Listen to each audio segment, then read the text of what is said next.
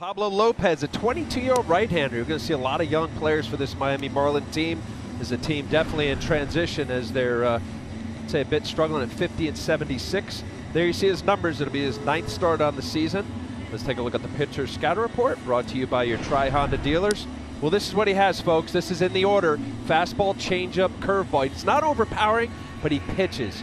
He earned it. This is a guy that was not one of their top guys, but here in AA, AAA this year in 12 games started, ERA at 1.44. And as I said, changeup is his out pitch, and be curious to see as the night goes on, Paul O'Neill, as to whether he uses it effectively to both lefty and the right-handed batter. But it's a 122, 125 batting average against. So Lopez, 22 years old. He's ready on the mound. Brett Gardner going through his start of the game gyrations. Takes forever to get into the box. Now he's finally there. Taps the plate. And he's ready. And let's do it here in Miami. First pitch is a strike. We're underway. Todd Tichenor, the home plate umpire. Bill Miller at first. Angel Hernandez at second. Alan Porter is at third. 1-1. Yankees just finished an 11-game homestand, 7-4 over that homestand, finishing it off with the sweep of Toronto. Fouled away. While the Yankees were off yesterday, the Red Sox lost to the Indians, so the Yankees are 8 back in the loss column in the American League East.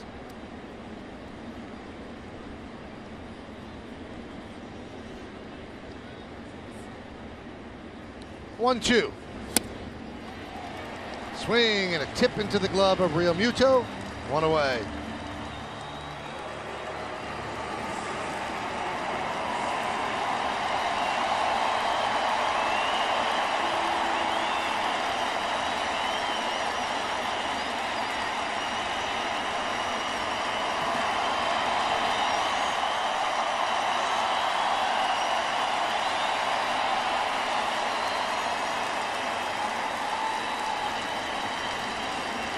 You can see he just took a deep breath because that's got to be emotional for him. Many in the crowd standing. 8 seasons with the Marlins, and that was a show of appreciation for a guy who committed to 13 years, and he wanted to stay, but they kind of broke down the team after it was sold, and he's gone, and through no fault of his own. Yeah, I think that you see the crowd's reaction in a positive way because he was traded away. Everybody understood that they were not going to win in the time frame where Stanton could carry this team. I mean, ex-MVP last year. Like we said in the pregame, when you walk around the ballpark, people still sporting the Stanton jerseys. I mean, he was their face for the Marlins. So really nice ovation. Had to warm his heart there. The 2-1. There's a strike, and he stepped out. Yeah. Put his hand to his heart. Reigning National League MVP. And listen, this is a franchise, guys, and I know, baseball fans know it. You don't have to be a Marlins fan.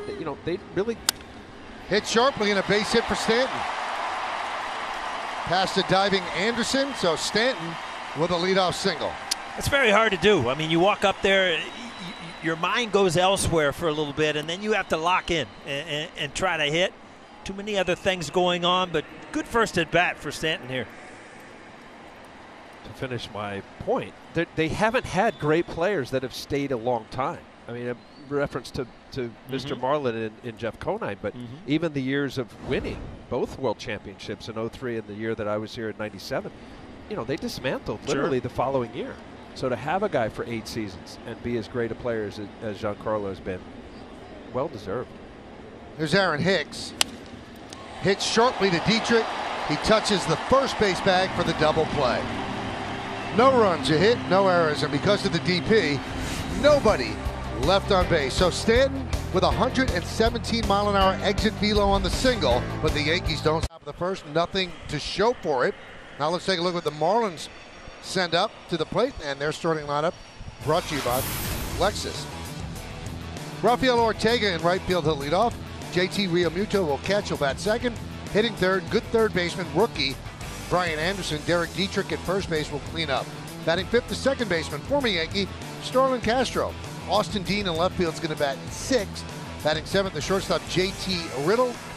Magnaris Sierra is the center fielder. He's going to bat eighth. And batting ninth and pitching, Pablo Lopez. And Masahiro Tanaka will be making his 21st start tonight here in Miami against that lineup. You see Tanaka's numbers on the season. Coming off a couple losses. Last one, good start, 6 innings, 2 runs, ended up losing 3-1 to Tampa Bay. Let's take a look at the pitcher's scout report, brought to you by your Tri-Honda dealers. Well, this is it. I mentioned road undefeated. He was 6-0 with a 3.86 and 12 road starts. It's the longest winning streak of his career. Split finger is a success. I know everything goes off your fastball, but here he's .213 batting average against, 57 strikeouts, 36 for 169. And only Gator, first 125 game starts, only Ron Guidry has more strikeouts than Masahiro Tanaka. Gator had 775 and Tanaka 756. Sorry, Paul. Al, you got to have a long first inning to get through your scouting report. I really do. That is in depth. Oh, I'm exhausted. It's the heat. Not your scouting report. It really is. One thing for this roof.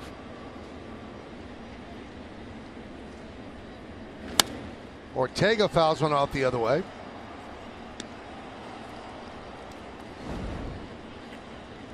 Ortega, 10 games after being called up, 317. He's with his 6th organization: Rockies, Rangers, Cardinals, Angels, Padres, now the Marlins. And he was called up August 10th when Justin Bour was traded to the Phillies. So they moved Derek Dietrich from left to first, and they're giving Ortega some time in the outfield. Yeah, 27 years old. You look at the Marlin team, there's a few guys that they're excited about as far as young up and coming.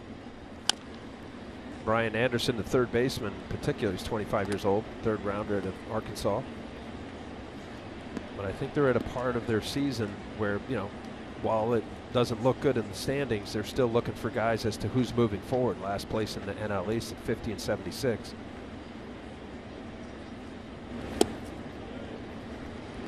Three and two.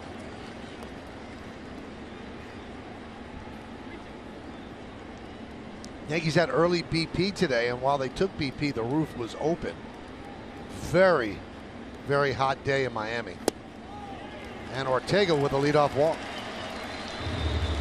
Let's check out the Yankees defense presented by Geico. In the outfield, you've got Gardner in left, Hicks is in center, and over in right, it's Giancarlo Stanton making his first start in right, first action in right since August 7th. Since then, his hamstring has bothered him, so he's been primarily a DH, exclusively a DH. Infield, Andujar, Torres now at short. Walker moves to second, Birds at first. Roman behind the plate, Tanaka is on the mound.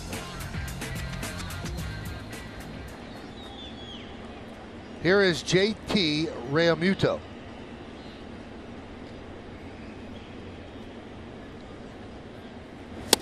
And although he's not on the front of any cereal boxes, he is one of the best catchers in baseball. Since the beginning of 2016, he is 2nd in catcher WAR to Buster Posey. Posey 11.4 WAR. Realmuto a 10 even WAR, which is outstanding. Yeah, his offense this year, you mentioned about Posey in that time frame, Michael, but this year being the best. And there you see the last 3 seasons, very consistent. These are the players that are organizations in rebuilding mode, which obviously the Marlins are. You're going to have to make a decision. I mean, can you rebuild around this guy? Is his time frame going to fit in to how long it is to be competitive? And that's where, you know, you get rid of Stanton, because you're not going to win during his time frame. You know, obviously there's so much money going out that you could not get young kids in here to win when he's still at his best. And they were besieged with inquiries for Realmuto before the trade deadline. That's one guy they decided to hold on to. Now let's take a look at the Jeep Ritter scouting report on JT. Well, he's the only Marlins All-Star. Another lost season in Miami, but Realmuto is having a great year. Leading catcher, leads Major League Baseball's in catchers and RBIs with 61. And he's still here. Several stars traded away, but Realmuto is still here. Has not been dealt yet. So he's under contract for 2 more years. After this, we'll see what happens. Well, I think the Marlins realized, you know, obviously what they have, and we're reciting what he has meant to this team and also how he's viewed across baseball. And my guess is, obviously not in the room, but they wanted a boatload for him, deservingly. Sure. And he's an athlete too. The guy was a quarterback in high school. You know, there's not a lot of catchers out there that can really change the game, and it's, you know, what the Yankees possibly have one with Sanchez coming back. But, you know, it's such a force to have a catcher that's also an offensive part of your lineup.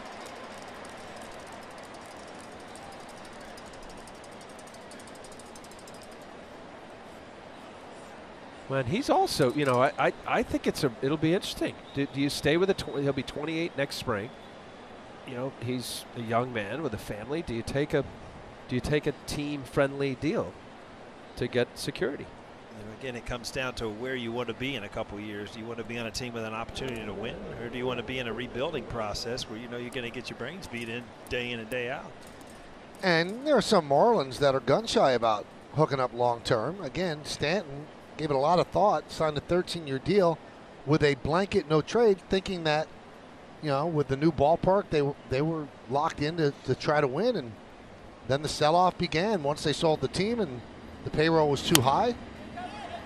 So you have to give it I don't know why you'd give anybody a hometown discount. And that's a catch by Bird as he leans over the railing for the first out. It takes a while when you see plays like that as a visiting player, especially in a ballpark you don't play a lot. You get over there, you're really not comfortable yet. Bird gets over to the railing. Yes, Mo, brought to you by your Mercedes-Benz Tri-State dealer. Nice easy play once you get to that railing.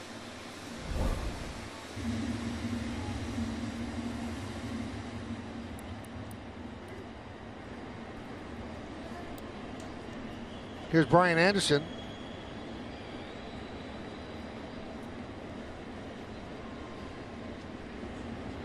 Anderson is one of those players that Alan Paul are talking about. You can build around him. They're excited about what he's done. He's a rookie. Numbers are very good. Derek Jeter talking about him. I mean, in quotes, he should be at the top of the list when anybody talks about Rookie of the Year. I mean, what he's done for this organization.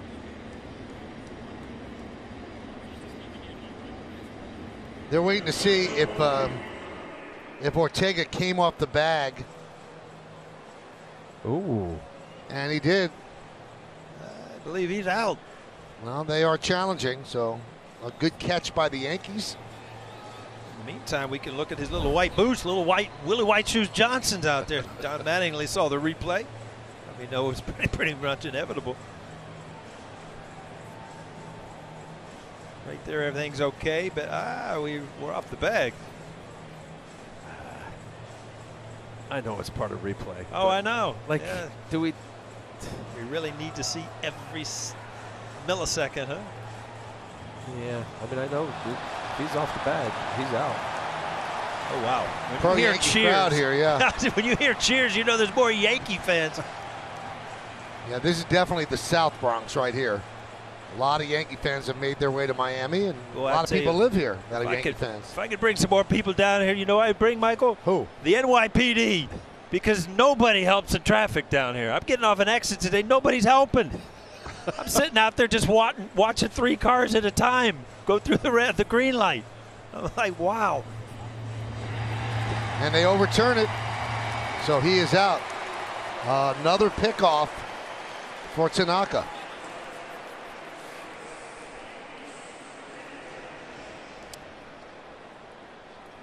Well, there it is. There we are in modern baseball. Yeah. You know, that's got to stay on the bag. Forget about phantom tags or the phantom touch at second base. Do you know what really has kind of changed with that out is the quick swipe tag in and out. Try to, you know, show the umpire you got in, but now you hold the tag in case they do come off the bag. So it's a different way of doing things. Anderson fouls it away. The leadoff walk. Tanaka now put away, you know, from getting out of this inning quick, easy.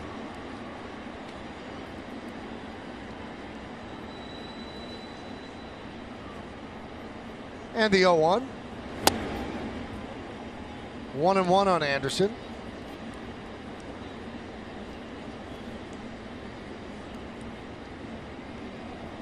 Anderson, 25 years old. September call-up last year. And if it wasn't for Ronald Acuna Jr. or Juan Soto, he might have a real chance to be the National League Rookie of the Year, but those two have been unbelievable. Well, the Marlins have a nice little pamphlet on him, pushing him to be Rookie of the Year. Huh? That's a page right Or there. a page. You know, when the Marlins, when you talk about the Yankees, they have a pamphlet. The Marlins have got a page. It's glossy.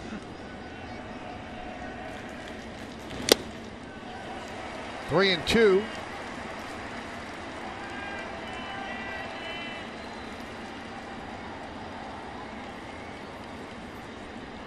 Bottom of the first inning, Yankees and the Marlins. First game of a two-game set from Miami, Florida.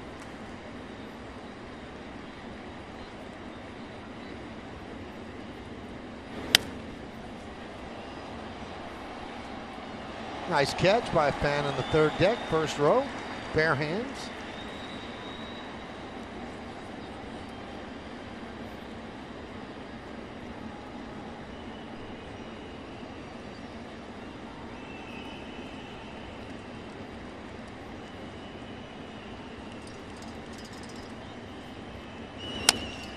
Nubbed in front of the plate.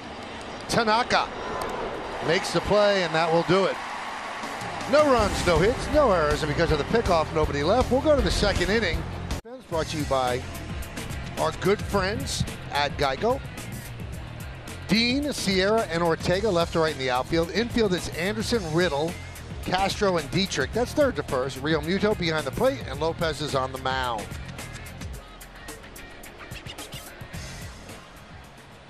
There he is, one of the owners of the Yankees, Derek Jeter, his wife Hannah.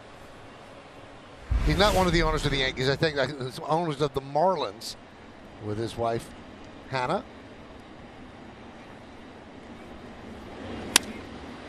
And Andujar with a fly ball, right field.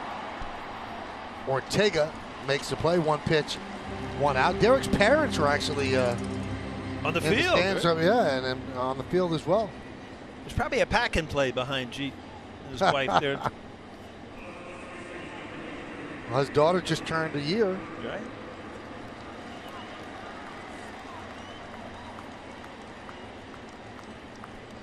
You've got to tell Derek what you told me. I mean, never were truer words spoken. You said, Michael, once they get wheels, game over. Oh, there's no looking back. It's funny because now all parents want their kids to get up and crawl and walk. It's like, as long as you can keep them in a pack and play, just keep them there. Because once they're up and about, boy, the traffic starts. Game changer. Ooh, for both of us. 0-2 to Bird. Swing and a miss. 2 away. Let's take a look at the game time weather presented by Bigelow Tea. Now it's perfect because we're indoors. 85 degrees, 70% humidity outside. Wind 7 miles per hour. It's hot and it's humid. And there's palm trees, Michael, and it's beautiful, right? You love it. Oh.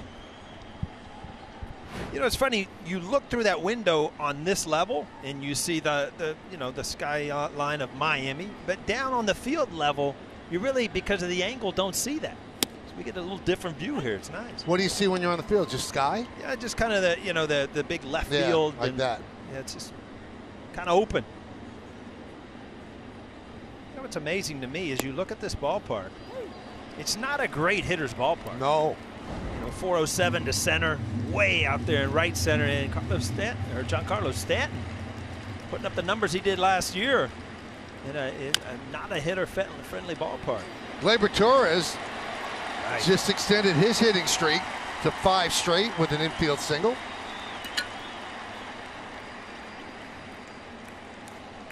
Slow roller, third baseline, no chance, base hit. You know what, every once in a while, I was down on the field and I was talking to Torres today, and he'd ask something about hitting, and you talk about it. It's just like, it's so refreshing to see somebody that really wants to listen to something. And he really, he's such a good kid, and he's going to be such a great player. He's going through a time where he's trying to pull the ball a little bit too much right now, but boy, it's a great time for him to get back to that approach, and now he's playing shortstop. might even be more comfortable out in the field. Neil Walker with a base hit to right field. Walker's going to see a lot of action with Didi out because, as Paul said, Torres moves from second to short, and Neil Walker is a second baseman by trade. Which could help him a lot, right? I mean, here's an everyday player all the years with Pittsburgh, and now he's going to get at least, you got to figure consistent with the right-handed pitcher on the mound, yeah? Next 10 games. You look at Neil Walker, and he's hitting 220, 7 homers. And in my mind, had the biggest hit of the homestand with that 3-run homer the night to get them back in the game. But he got off to such a horrible start. But offensively, he has been really solid and really helped the Yankees out the last couple months. Here's Austin Romine. Remember, Tanaka is on deck. So a pitcher can be extra careful with a number 8 hitter. Did you do that a lot, Al, in this league? Absolutely. For me, it wasn't just about 8 to the pitcher. It was really, I managed 6, 7, 8. Especially as I got older, I didn't really care. I had a manager who understood that I was pitching to the lineup.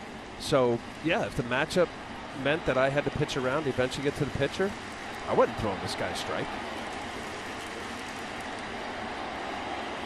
And generally speaking, the 8 hitter is always you try to get somebody who's got a good eye because they know that that's what the pitcher's trying to accomplish, to not swing at pitches out of the zone.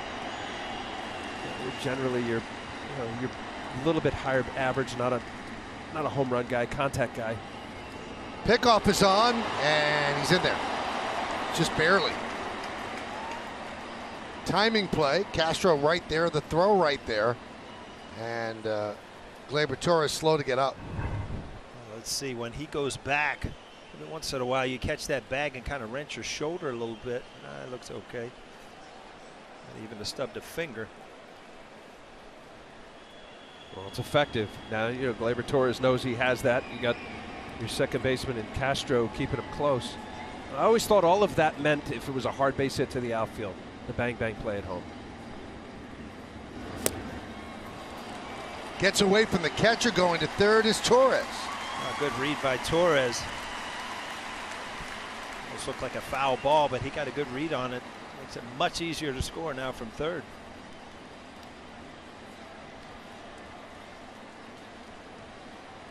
I thought that's got to be a pass ball. I mean, he's got to have that. There's a slider running down and away. It is a pass ball.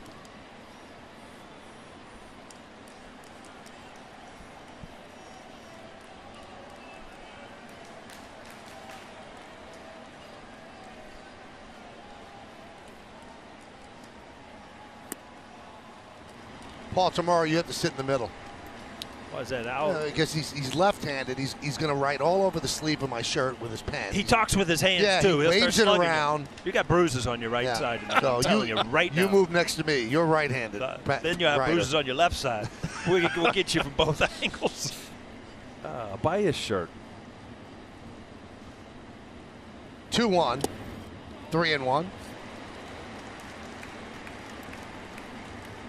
Apparently, I'm writing on your shirt. I'll buy you a new shirt. You do it every game when you sit to my right because you wave the pen as you talk. Here's the 3-1 slider. Right down the shirt.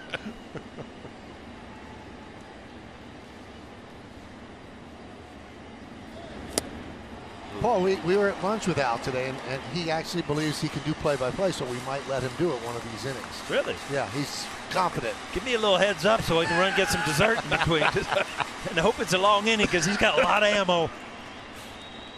Oh, that would be a disaster. It would. All right, Neil Walker's going to go from first. Torres will stay put at third. 3-2 count and 2 outs.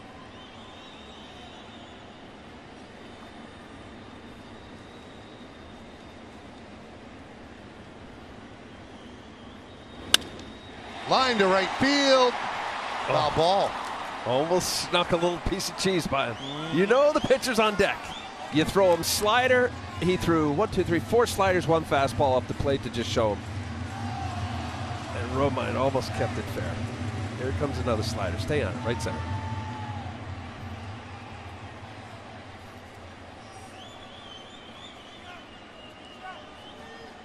It's Sierra playing almost right center. Well, that's where he's made his money this this season. Romine going the other way. And this time he pulls it to third. Anderson gets Romine, and that'll do it. No runs, 2 hits, and 2 men left on base. We will go to the bottom of the second. At Marlins Park, tribute video is going on the big scoreboard. Welcome back, Giancarlo Stanton. And another nice hand from the crowd.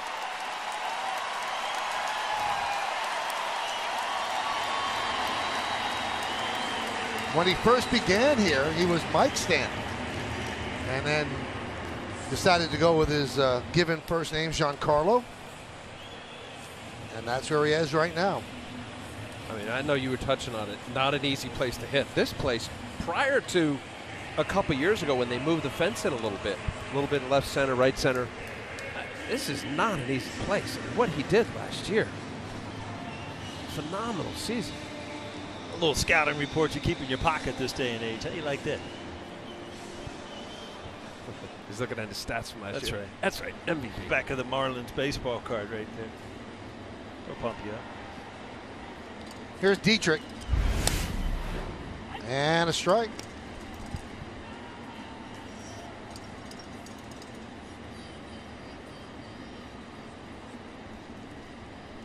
Yankees have 3 hits. Marlins did not get a hit against Tanaka in the first. They walked. And he's quickly up against Dietrich, 0-2.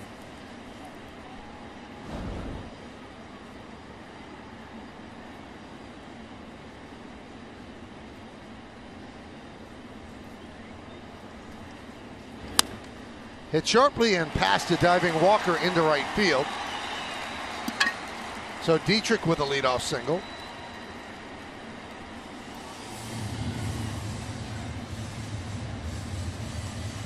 Stanton certainly did his part while he was here at the Marlins. Just a very strong 8 years. 2nd round draft pick, 4-time All-Star, 2-time NL home run leader, the MVP last year, franchise leader with home runs and ribbies.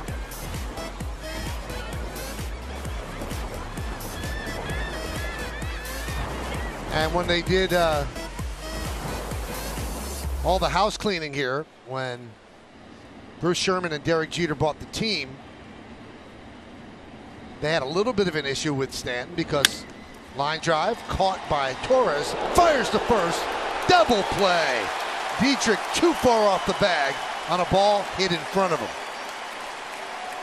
Torres, he looks so natural at this position. You know, you realize he's been playing second base. He was moved over there, obviously. But the transition, it just looks so natural for him to throw from shortstop. Great double play right there. This is all about getting your feet ready before you catch the ball. So you've already kind of transitioned and opened up and ready to fire as soon as that ball hits your glove.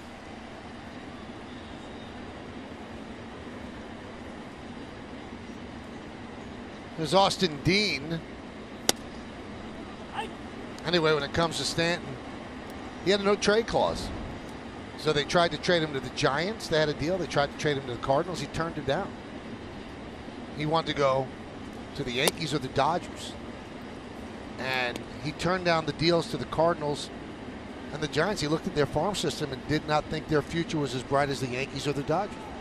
So when a deal with the Yankees came about, he said, okay, I'll waive the draft, no trade. Grounded to third. A stretch by Bird. They get Dean, and that will do it. No runs a hit, and no buses using hashtag Yankees Camry Hybrid. Keep the conversation going. You know, those questions are always interesting. I don't know if it's one person that has to step up. Everybody has to take the load. Well, I think that, you know, the game is going to dictate. You know, obviously, you need pitching, you need a team effort, but, you know, it is a good opportunity for Greg Bird. And, you know, he has had a couple home runs in the past few games, so, you know, believe me, he wants to step up anyway. He wants to end his year on a positive note, and believe me, he adds so much more balance when everybody's healthy. Run easy. Yeah, the last thing they want is for Tanaka to get on base after what happened at Citi Field, where he blew out both tires, tagging up at third base. Had to go on the DL. We did that game. Yep. That short 90-foot burst. Al, I'm not going to get into the athleticism of pitching with you. You know, it's just They run bases, they get hurt. Coney bunts, he breaks a finger. It's just like, just throw the ball and get on with it, you know? Get out of the way. So you're in favor of the DH? At this point, I think so. I am too. Not when I played. I liked what we just saw there, what Lopez did last inning with Romine. And then he gets him out and you got the pitcher leading off. I don't know how many people out there like that. I mean, it's hard to argue that the National League game is more strategy. So strategy by the pitcher, as you said, to work to the number 9 batter. Strategy on taking pitchers out, when to pinch hit for them.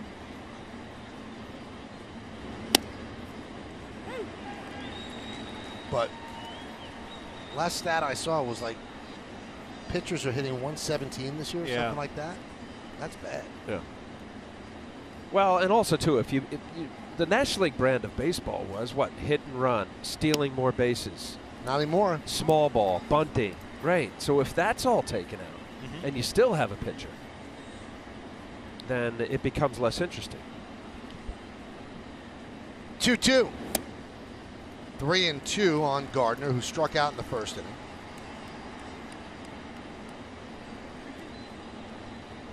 Stanton's on deck.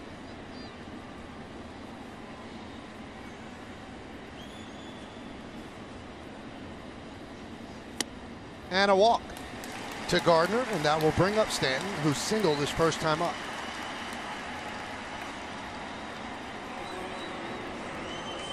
Let's take a look at the Volkswagen League leaders and where Stanton ranks. He's tied for second in games, tied for fourth in the AL in home runs, fifth in ribbies. He stands alone and tied for sixth in runs scored. And that is brought to you by your local Tri-State Volkswagen dealers. That's just solid. I mean, when you look up and down those offensive numbers, that's just a solid year. And the pitch. Foul back. And that's after a month of April, 218 with 3 home runs. And then coming on strong. Just every month, 218, 264, 298. This month, 324. Feeling comfortable.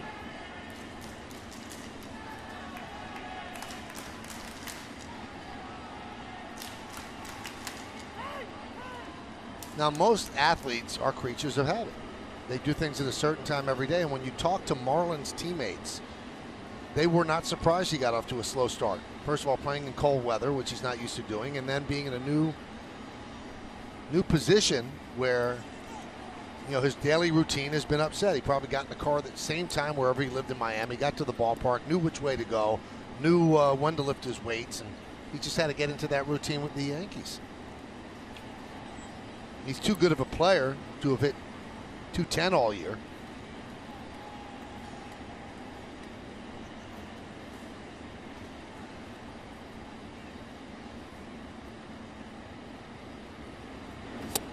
And we mentioned this the other day. Now, when the Yankees got him, when Brian Cashman swung that deal, like piling on. But it hasn't been that at all. It turns out that it was extraordinarily necessary. If they didn't have him, they'd be in trouble with the injuries they have. He might be the MVP of the team offensively.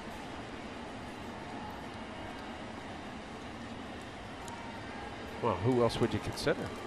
I guess Judge would have been thought of that way while he was healthy. Didi's had a great year. And Duhar. Yep. Oh, it's got to be Giancarlo.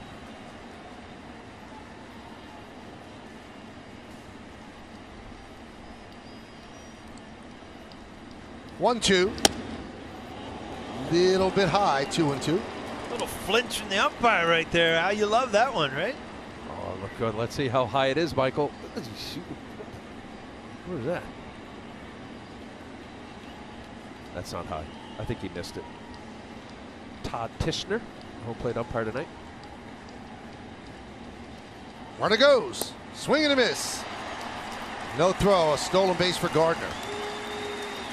So Stanton strikes out. Now, if you kind of break down what that pitch was going to be, you saw a fastball the pitch before. So if you're Brett Gardner, you're not going to see back-to-back heaters against Stanton very often. So it's a good pitch to throw on, looking for a breaking ball. Nice easy steal.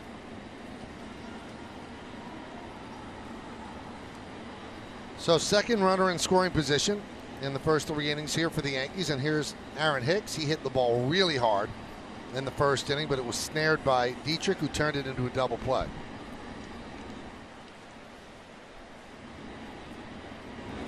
To that point, Paul, 12 stolen bases, only caught once. Smart base runner, Brett Gardner. You get a little older, maybe not quite as fast. Pick your spots.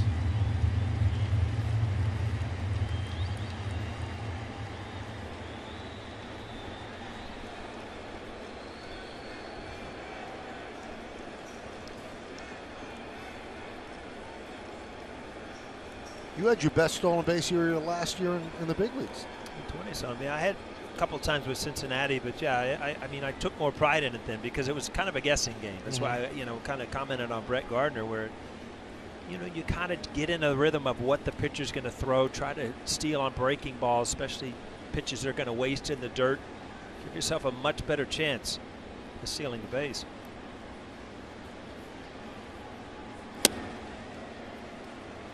You weren't caught many times that last year, so the percentage was great. Those catchers were shocked. Like, old fella trying to run out there. Huh? That's why you hung it up after that. It wasn't going to get better than that, stolen base wise. Still don't believe it was too early. Is that right? Much too early. 22 steals. You were caught 3 times that last year. And all 3 caught stealing, bad calls. If there was replay. I came off the bag. It was replay. It was replay before replay. Just that extraordinary speed just carried you past the bag. Gardner's at second. We're in the third. 0-0. Hicks at the plate. 2 outs. Lopez deals. Strike 3. Hicks down looking. And he does not like that call. No runs, no hits, no errors. 1 man left on base. We'll go to the bottom of the third. 0-0. Here's JT Riddle. And there's a strike. The Bobblehead Museum is here.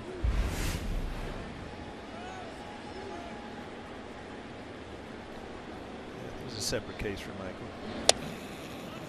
The extended version. Do you have a bobblehead? No, they don't have enough plastic to make the head. And, they don't have a industrial strength, I told Michael one day and he got Spring. mad at me. I said, you just have to make the body real small. Line and caught there by Gardner. Splendid play by Gardner. Look at that. It's all about the break, and if you out of the corner of your eye see Brett Gardner's off and running, obviously great speed, and we say it time and time again, center fielder skills that plays left field, which meaning he has speed to go both ways. He is able to play center field at this level, but over and left. Here's Magneri's Sierra.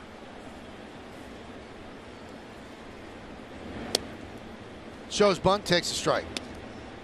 Sierra, one of the young prospects that they want to get some time, and actually got benched the other day. Didn't run hard after a ball, and Bryce Harper ended up getting a double out of a sure single. Don Mattingly, either you find people, you bench. Either way, as a manager, you got to figure out what you think is going to get to him quicker. And Mattingly obviously thought that just sitting him down, having a meeting with him, and say, this can't go on. That's how they dealt with it. He's back in the lineup today. Most people you talk to in baseball think that Mattingly's done a very good job this year in Miami. If you look at the roster, it's not loaded with talent. And although they're 26 games under 500, most people thought they would lose 110 games this season, and that's not going to happen. So he's kept them competitive. They play hard. They just won 2 in a row against the Nationals, which kind of it caused the Nationals to pull the plug on their season. Thumped them. Yeah. They traded Daniel Murphy and Matt Adams today. They tried to get Bryce Harper through waivers, but he was claimed by the Dodgers, and they couldn't come up with a deal with the Dodgers, so he was pulled off waivers. And they're not that far out of a playoff spot, but I guess they figure if they're going to lose 2 in a row to the Marlins like that. Was it 6.5, 7 from a wild card? Yeah, 7. Murphy went to the Cubs. It's going to be interesting to see how Joe Madden deploys him. Does Addison Reed turn into a utility guy? Does that mean Chris Bryant is not anywhere close to coming back? Wow.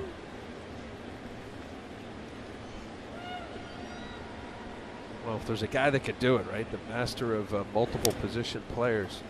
Joe Madden over the years. Think of Ben Zobrist.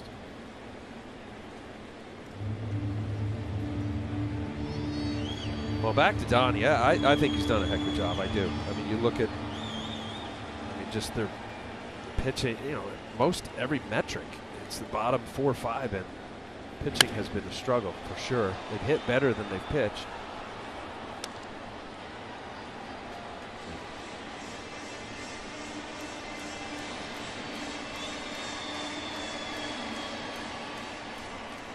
Mattingly, as we showed you, 3rd season as Marlins manager, 8th as a big league manager. The other 5 with the Dodgers, all winning seasons, and 3 playoff appearances. Strike 3. Sierra down looking. Time for the Marlins team scouting report, brought to you by Bob's Discount Furniture, Paul.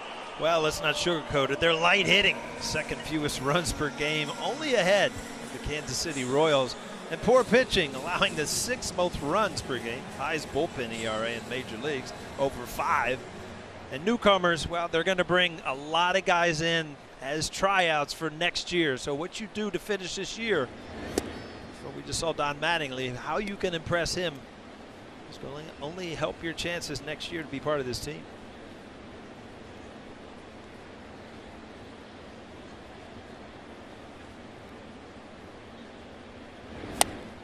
One of the first things that Mattingly did when Jeter bought the team, or Jeter's group bought the team, went to Derek Jeter and said, don't let our past history, the fact that we were Yankees, and I don't want that to impact. If you feel that you need to make a managerial change, please don't let that bother you. You just have to do what you have to do. 1 and 2.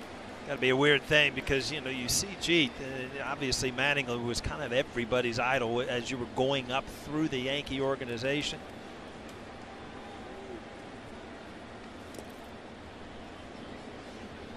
Well, the great story between Jeter and Mattingly, they're in Fort Lauderdale. Mattingly's a young kid, Jeter's a young kid, and the place is empty. The team is on a road trip in spring training.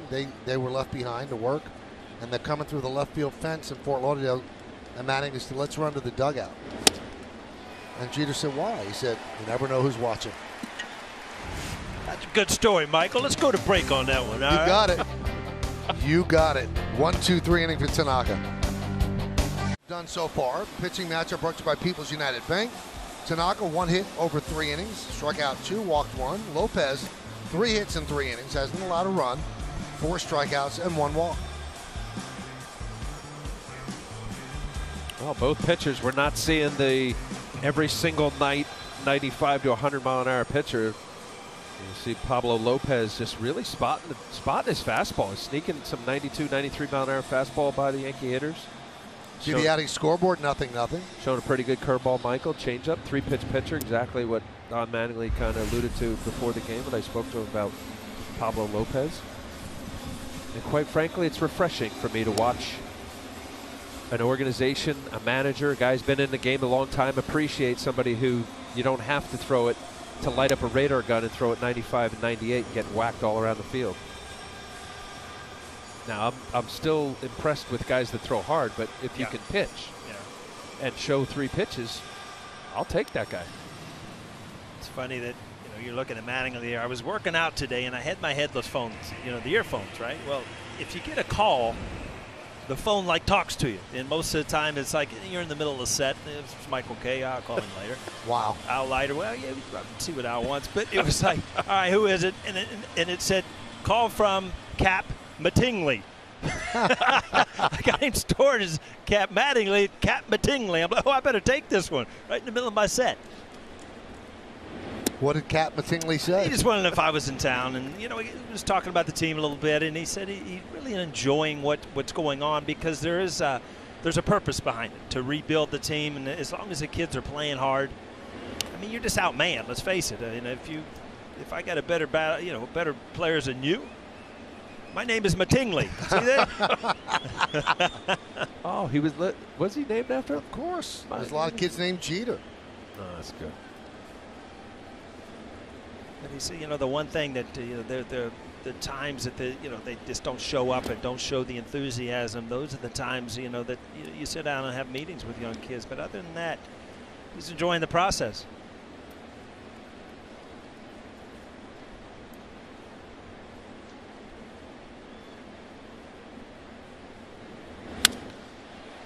And Andujar continues his hot streak with a base hit. Andujar hit .378 on the 11-game homestand, so he's 1 for 2 today. Did he have any extra base hits in that match? Couple. Couple here or there.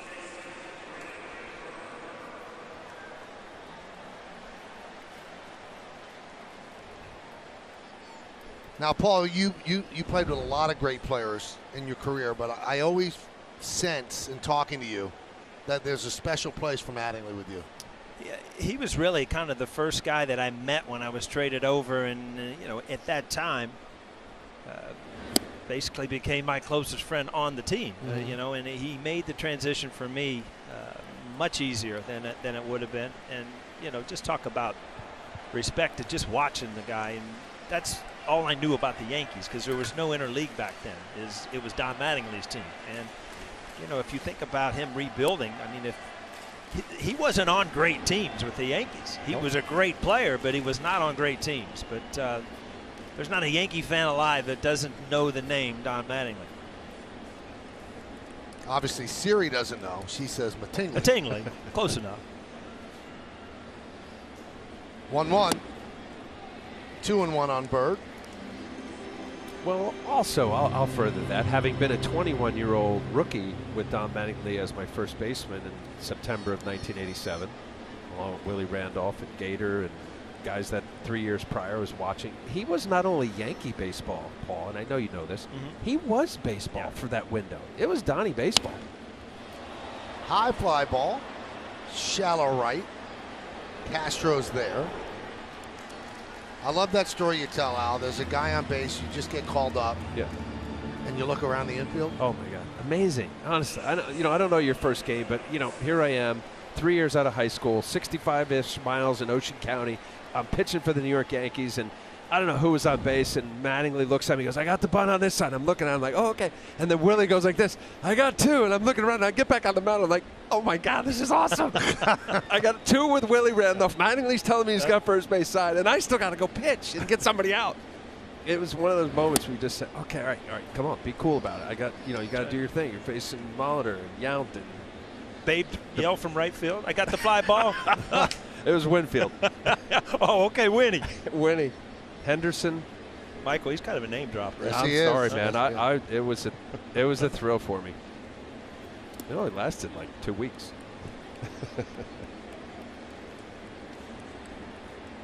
1-1 on Torres. Little slow roller down the third baseline for base hit in the second.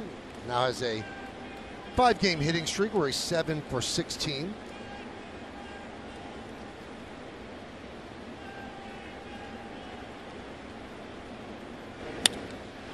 Line to left field. And it is caught by D. No, they say he caught it on a hop. And moving to second is Andujar. Good read by Andujar, because that did look like a short hop. And again, I was just going to say 7 for 16, and I don't think he's hot yet. Definitely a short hop, but it's getting closer. Those balls away, he's able to cover him now. Very lucky that didn't get by him, get to the wall. I was curious, who's he looking at here to see whether, there he is right there waiting. He had to look at the third base umpire. That's a tough spot. That's good instincts right there. Yeah. I mean, I'm halfway. I've read the ball. I don't know for sure. I'm going to look at the umpire. Well, the umpire's not telling me anything. And then finally, you got the no catch sign. Neil Walker takes inside 1-0. So that's the 5th base hit for the Yanks. And Torres is 2 for 2.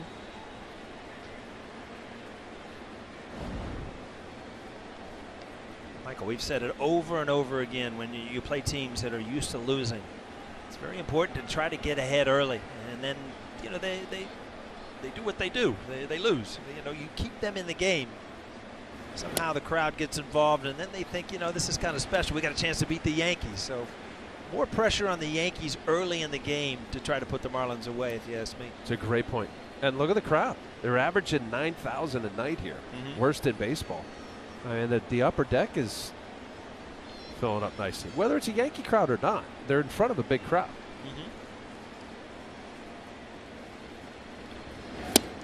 Do you remember in the minor leagues, Al, when you get 1,000 a night, and then all of a sudden it was like July 4th and there was like 20? Yeah. It was Free like hot the dog biggest, night. oh, it was the biggest, the coolest thing around. Yeah. It really was. I mean, now it's a whole different ballgame, right? Minor leagues, it's like big league.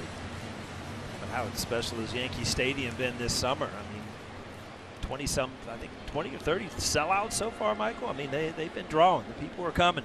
It's an exciting team to watch.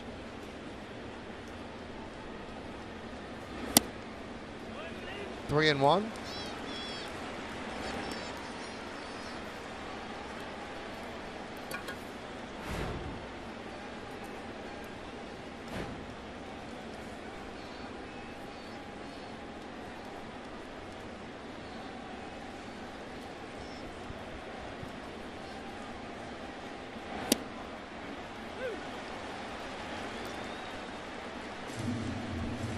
What do you think there? When I'm telling you, as a pitcher, I immediately go to he's sitting on a pitch. I mean, either he's looking in and the ball had a little tail on it. I mean, that to me looked right down the middle. Yeah, it did have a tail. Or he is thinking, I'm going to let him dig a hole. I'll get the same pitch 3-2, which is kind of hard to do as a hitter. There's a base hit to right field, and Duhar rounds third. Throw is cut off. RBI single for Walker is 2 for 2. And the Yankees lead 1-0. Well, Walker continues to get big hits. Again, don't look at his average. Look what he's doing for this team now. Another good at bat. 3-2 pitch. He covers this ball. See the same kind of rotation down and away, changeup. He stays with it, lines it to right field.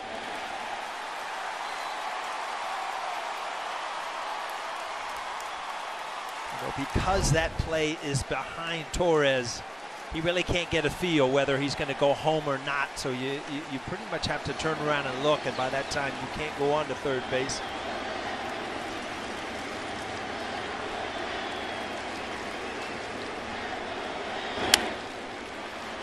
Romine fouls it away.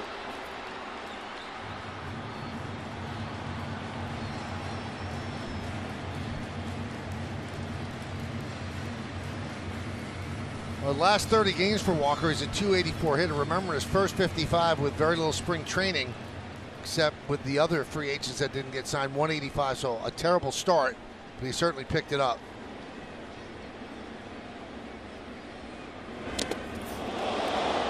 And Romine gets plunked. So that'll load the bases for Tanaka with 1 out. That's for sure a mistake. You see Real Muto setting up in. There's that two-seam action. Getting him a right thigh. Hopefully. I think it's his right thigh. I talked to Romine today about being hit, and he said, yeah, that was a bad one, but this another day at the office for catchers. I mean, they get beat up so much. A big opportunity for here for the Yankees. Bases loaded, hit, break this open a little bit.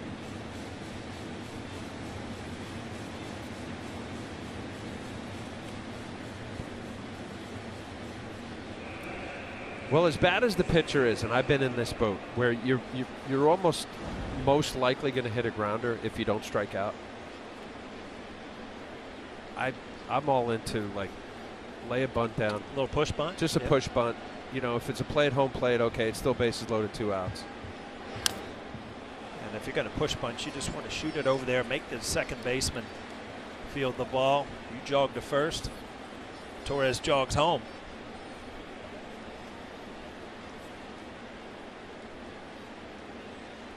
Double play depth in the middle.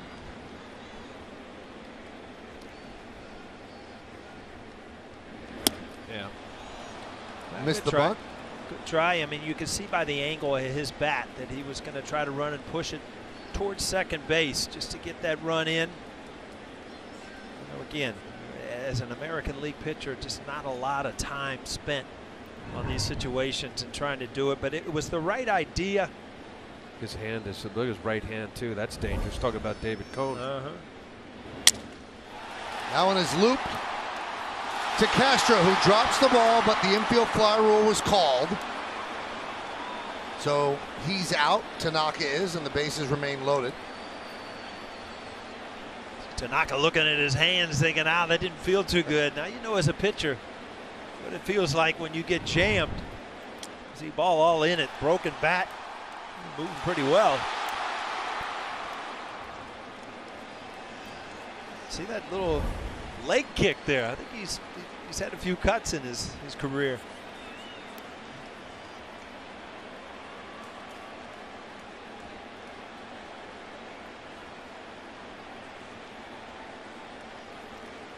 So here's Gardner, bases loaded, 2 outs, 1-0 Yankees.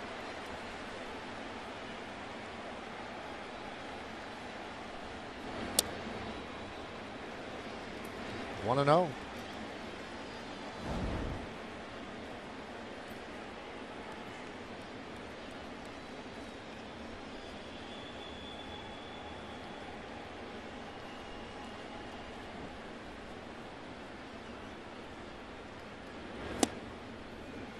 Two and 0, and Real Muto wants to talk with Lopez. You see Lopez, he has so much sideward movement on that fastball. He has a hard time controlling it. Early in the game, he was kind of cutting it in once in a while and then sinking away. Now he's really got it running away from lefties. Yeah, this is a good visit right there. You got a young pitcher, potentially a heap of trouble here. Brett Gardner can really zone in. 2-0, something. Fastball up, out, over. May get a change up here.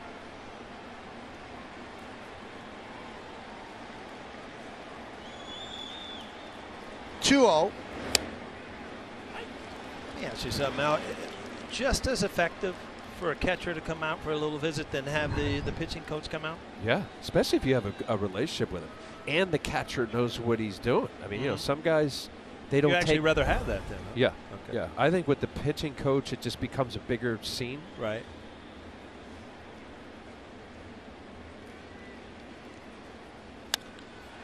High fly ball, right field. Ortega makes the play, and that'll do it. But the Yankees get a run. 3 hits. The bases are left loaded.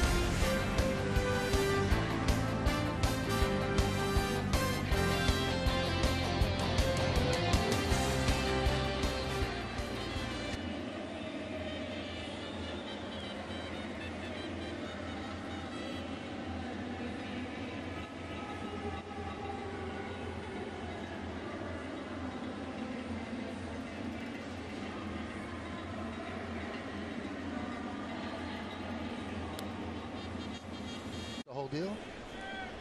Alex Rodriguez during BP. He was? Oh yeah. Where? On the field. Very early BP, about not 2 regular o'clock. BP. Yeah, Okay. About 2 o'clock. Hitting. Audi scoreboard, 1-0. Yeah. He wasn't hitting. He was just, you know, part of the organization. What I found impressive, VMAs last night. And there he is. And then he made his way to the ballpark.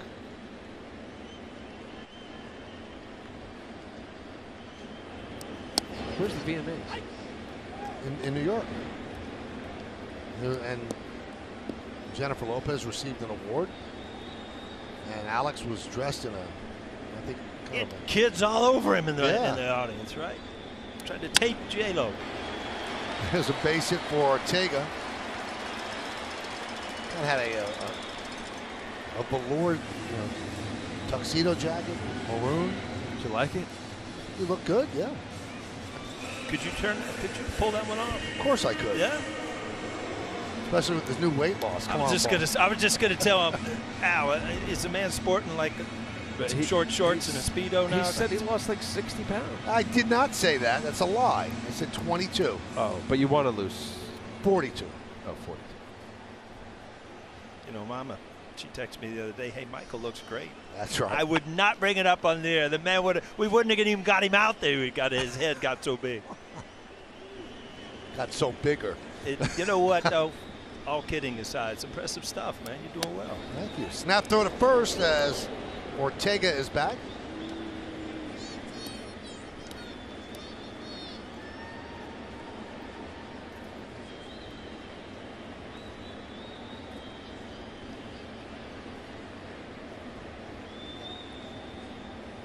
One nothing Yankees, bottom of the fourth inning.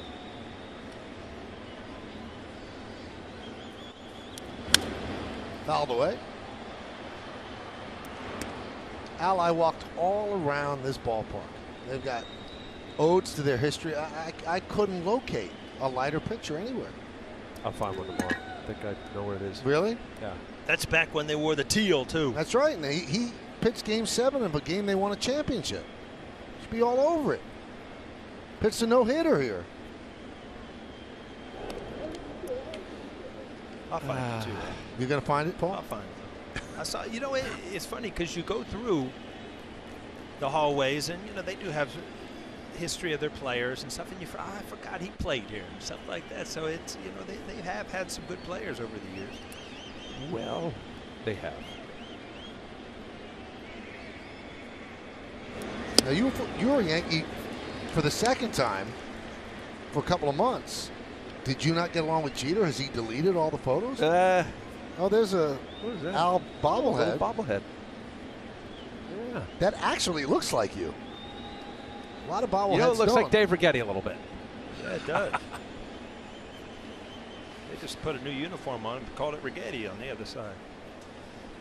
1-2. And he goes around. Good slider there. Swing and a miss, or check swing. Bill Miller, first base umpire, called it. You know what? It's interesting that you say that, because when I was here originally, it was the Florida Marlins. We played in a football stadium. You got a new owner. He came down here, and there's almost like a tale of two organizations. Mm-hmm. They won, meaning Jeffrey Loria's ownership group, in '03. They beat the Yankees, as Yankee fans know. And there was always kind of, like, history-wise, there was this strange, like, we know there was a past, but it wasn't our past. Base hit for Anderson. Ortega will go to third. So a couple of hits in this inning, first and third, one man out. Now, these are the things you're going to see with the Marlins. You're going to see, you know, young players stretching first to third. And right here, Ortega gets a good jump. Aaron Hicks, as good as his arm is, had to go a long way. No chance. Those opportunities, you know, bases loaded, where you don't kind of break up the game. All of a sudden, you know, you're pitching with a 1-0 lead, and all the, you know, you're ready to tie this game back up.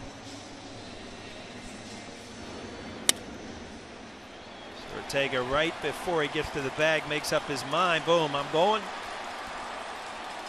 Quick turn to second. It's much easier to score from third, obviously, with one out.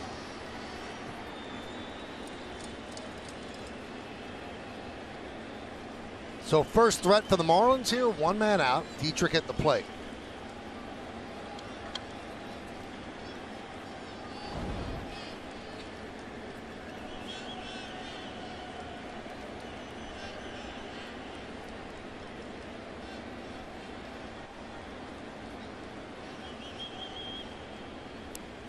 There's a strike on the outside corner.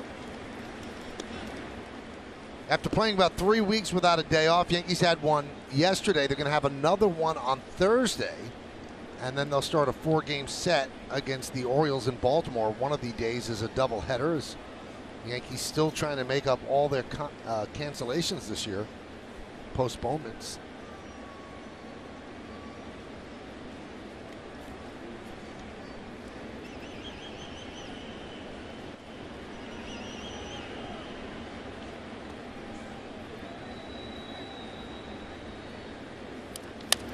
Grounded to first, and here comes Bird. He comes home, and Ortega is out in the rundown. 2 away, first and second now. A quick decision by Bird. Can I turn 2, or should I get him at home? He chose the second. You think that was the right choice, Paul? You think he would have gotten 2? You know what? Let's look at the replay here, because is he going to be? Yeah, he is going to be able to get back to the base by himself. So a possibility of a double play. But to take the sure run off the board, I don't know, as a pitcher, sometimes you like that, right? I like it, but I think early on, the assumption is that the Yankees are going to score a few more. And I think the high probability play is you trust that you can do a 3-6-3 or 3-6-1 double play. Because from the look on that, and I know it was a freeze replay, it looked like they would have had a double play there, Dietrich. And here's Castro lined sharply into a double play. 6-3 double play in the second.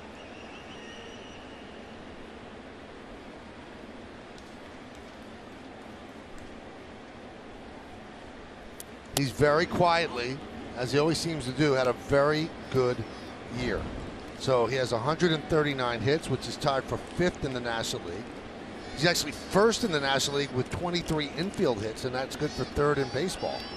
This guy is a hitter. He compiles hits.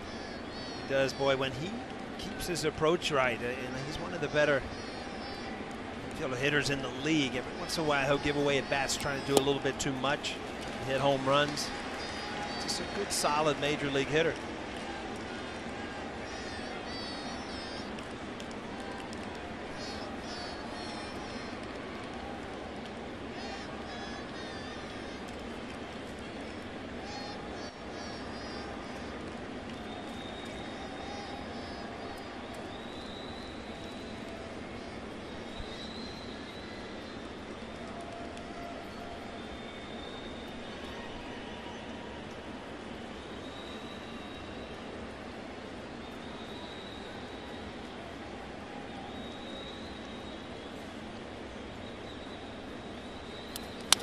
Ground ball is short.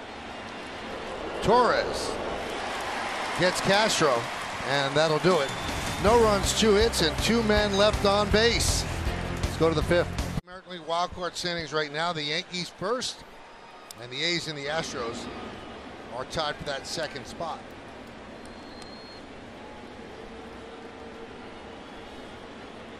Stanton 1 for 2 in his return to Miami. Popped up. Right side. And leaning in, but unable to make the play is Real Muto.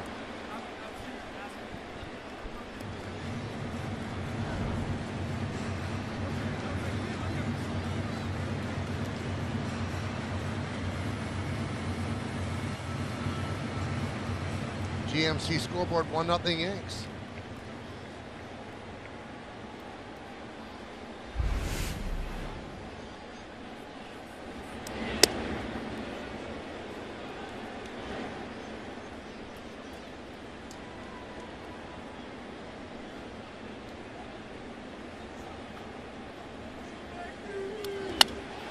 That one is ripped to left field, and that ball is off the wall. A bullet off the left field wall, and Stanton has himself a double. You called it, Michael, an absolute rocket, probably out of Yankee Stadium.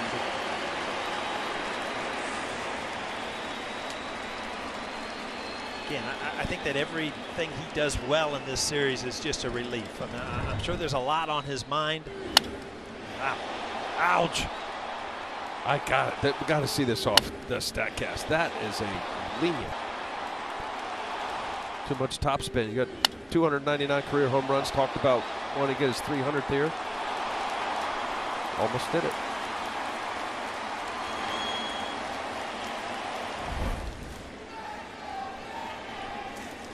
Exit Velo presented by Spectrum Internet with faster download speeds and better performance. That was 113.8. So a single in the first inning was actually hit harder. Grounders. Grounders, I think, are hurt even harder, aren't they? I think the hardest hit ball since they started that was a ground ball a couple years ago, right? I think so. To your point now, good job.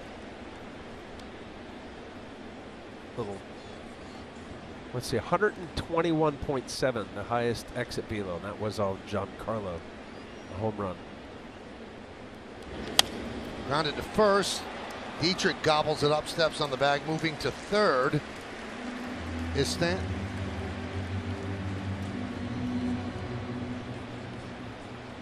See Stanton, every base he goes to, everywhere he goes in the ballpark, he knows somebody. Okay, this is another big run for the Yankees. You got to tack on one here, one there. Before you know it, you know, the Marlins are thinking, hey, you know what? We'll get them tomorrow.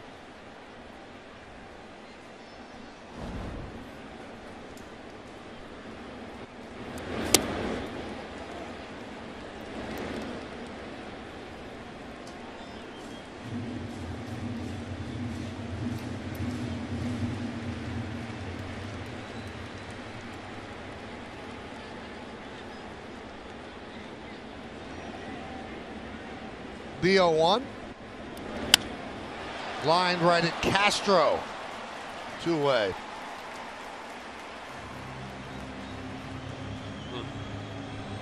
Lopez did what he wanted to do, and that was to jam Castro, or to jam Andujar, keep the ball in the infield.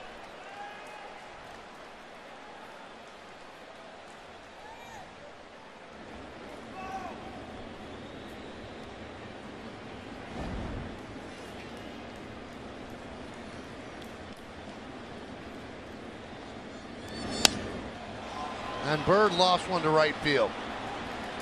Ortega makes the play, and the leadoff double is wasted as Stanton is stranded. We're halfway through, 1-0 Yanks.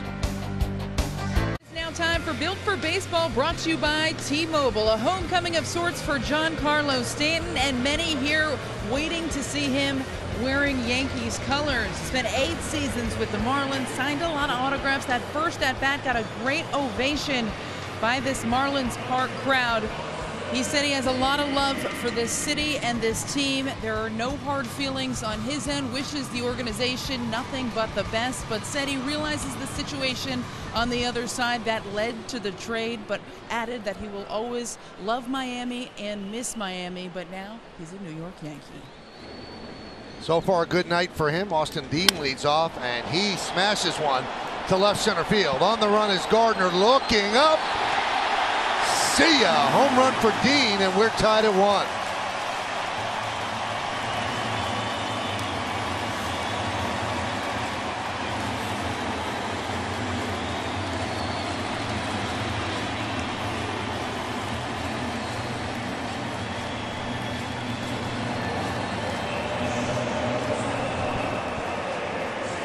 No doubt about it. I mean, you see what it means.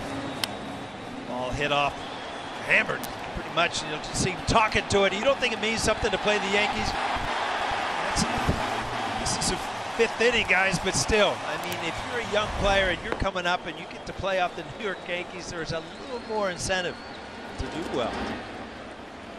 He hit it right toward that art installment that actually landed in there, and it's not a favorite of Derek Jeter, but there are a couple of ordinances where he cannot remove it, and the only way he would be able to remove it if the artist gave his permission, and the artist said no. He said that's where it's meant to be.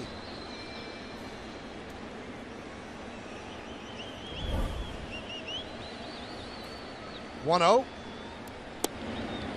1-1.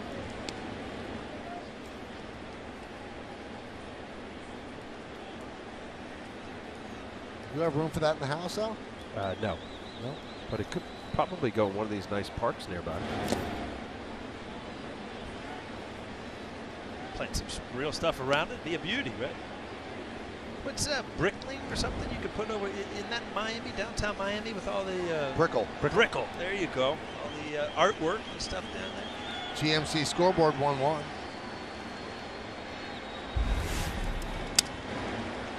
Popped up. Walker back. 1 down. Let's take a look at that home run on StatCast AI, powered by AWS. 102.2 off the bat. Traveled about 410 feet. We got a heater. Austin Dean, one of the young players, had his first home run on Friday. Had a nice series in Washington. Now his 2nd home run, big leagues. It's still out there, the ball.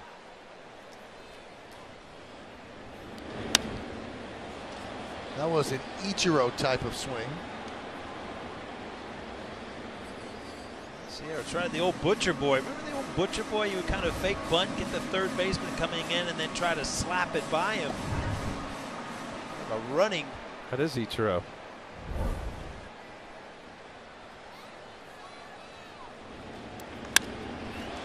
His swing is a lot like Ichiro's as he's retired for the second out. Well, if he's going to stay in the big leagues, he's going to make his money with his legs. Got to hit the ball on the ground. He is lightning fast. Al, you said that Dean's first home run came against the Nationals. That was actually his first major league hit as well. Friday night off Trevor Gott of the Nationals. Oh. So Lopez is batting. Swing and a miss. Decision time for Don Mattingly. Bottom of the 5th. He's kept him in the game 1-1. Give him another shot.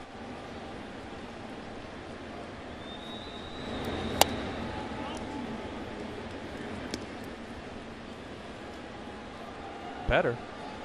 78 pitches. You know, Tanaka's done really well too, pitch count wise. 68. All of a sudden, you know, you see yourself in a 1-1 game. You pitch better than that. You expect this offense, like you said, Al, to throw up some numbers.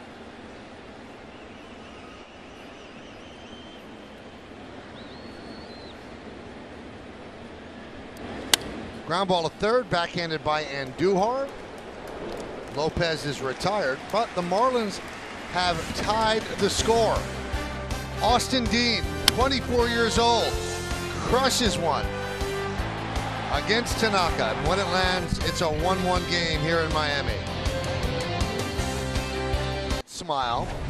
And the former Yankee A.J. Burnett, who pitched here with the Marlins, warming up. Bam. Wow. Blew out a window. Really startled Billy the Marlin, too. How about that? Come on, AJ. Yeah. I mean, didn't he have a no-hitter with like 9 walks one time or something? In San Diego. Wow. It's memorable. I guess he didn't like the truck driving behind. I think he was plate. aiming for Billy the Marlin. Billy the Marlin's still here, the longest tenured player here. Yes, he is. Al, you lived down here at one point. Yeah. You played here. You won a World Series here. Can baseball make it here long term? I hope so. It makes all the sense, right? When Bud Selig granted Wayne Huizenga the franchise in South Florida, big Hispanic community, you know, loving baseball and in the Caribbean and South America. It has struggled, and I really believe that this is a glitz win town, sports town. You know, the Dolphins aren't winning; they don't sell out. It took Shaquille O'Neal and a winner to come to South Beach, LeBron, for them to pack the place. It makes all the sense, Michael. It's just it's a hard place. It is. How about the fact that there's so many people here that are transplanted from other places and grew up as other teams' fans? Well, that's what I was going to say. I mean, you see here tonight. I don't know. What would you figure here? 3/4 of these fans here are Yankee fans? Yeah. Yes. So, you know, we always knew that. But, you know, in a lot of ways it didn't bother me because I think we alluded to that earlier, Paul. You know, with a minor league game, you have a packed house, you have a packed house. You want them rooting for you. But when at the old stadium and the Cubs, the Braves, the Red Sox, the interleague started in '97. We played there against the Yankees. You know, it was packed. So, yeah, if that's what it takes to get people out. It's just the drawing area. The franchise at inception, 2/3 of the season ticket holders came from Broward and Palm Beach County. Long throw by Riddle, and they retired Torres for the first time. So you had the majority of your season ticket holders from Broward, which is the Fort Lauderdale area for folks that are not familiar, and southern Palm Beach County, Boca Raton, etc. They moved the stadium all the way south in the old Orange Bowl location as we sit here tonight. Did they pick the wrong location? I think it's difficult to get in and out. I do. I think if there's a way that they can figure out a way traffic-wise, because when they do have a big crowd here, it's hard because you're 3, 4, 5 blocks in from any major road. Paul came here from the area that you're talking about, which, you know, as the crow flies, should not take 2 hours. It took you 2 hours to get here. Pretty close. Like I said, if I had it to do all over again, I'd bring some of the NYPD. We've been here in 45 minutes. They help you through the lights, this and that. little more efficient. Maybe they weren't expecting a big crowd here today. 1-1 on Walker. Walker's 2 for 2. Driven in the Yankees only run a single in the 4th inning. But for the good of the game, Michael, this place, I hope it does well. It thrives because it makes sense. This location, for the reasons of a fan base that generally should come out and support it because they like baseball. That one is driven to right field and deep. Ortega will make the play right in front of the wall as Walker hit the ball hard, but it's the second out. Another top spin kind of swing. We saw it with Giancarlo Stanton hitting off the wall. Let's see here, a little four-seamer tried to get in, but that ball comes out. Ooh, thigh high, inner third. I think he just smothered it a little bit, Paulie. Yeah, again, it shows the size of this ballpark. You know, a lot of these balls are in the seats in Yankee Stadium. And this place it just plays large.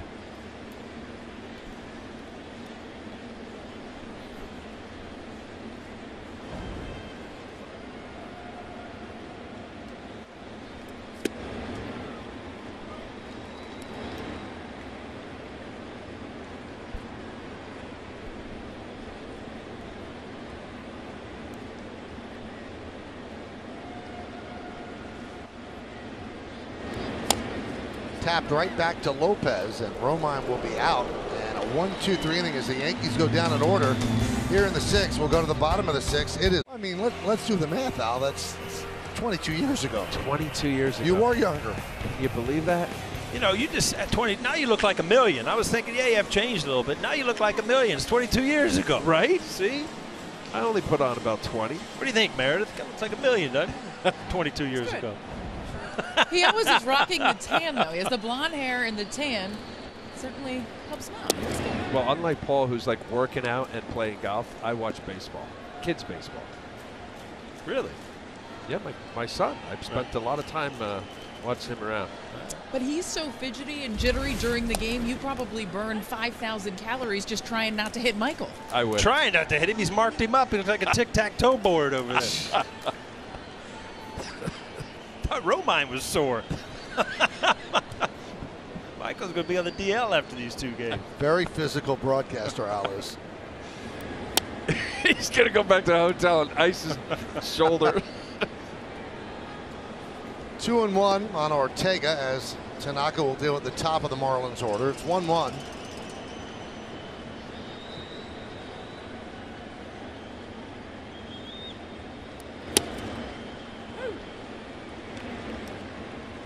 Well, still the low pitch count, but now, you know, as you've been saying the whole game here, Paul, in 1-1 game, you know, against a team that's in the cellar 50 and 76, you gotta give Tanaka some breathing room here. This is a big inning. And you don't want to, you know, deal in screaming headlines, but the Red Sox are losing again tonight. Top of the 6th inning, 3-0 to the Indians. And if you win and they lose, all of a sudden it's 7 in the loss column. Now, it's still highly unlikely, but you want to get it down to the amount of games that you have left with them, which is 6. So you can't lose a game like this if the Red Sox are going to lose tonight. You don't know. There's still plenty of time. I mean, it is part of the game. And listen, I think these next 13 games, including tonight, you got Miami, 4 against Baltimore, who's having an awful year, 37 and 88. Then the White Sox at home, Detroit. Combined, those 4 teams are 185 and 325 losses. They're minus 130, under 500. So I know you got to play the game, and you're going to face a good pitcher that you've never faced before. Guys like Pablo Lopez, and Mattingly said before the game he liked him. He pitches 3 pitches, but you got to make hay here, especially if the Red Sox lose a few and don't play at their clip that they've been playing at. And if you harbor any desire to catch them when they lose, you have to win.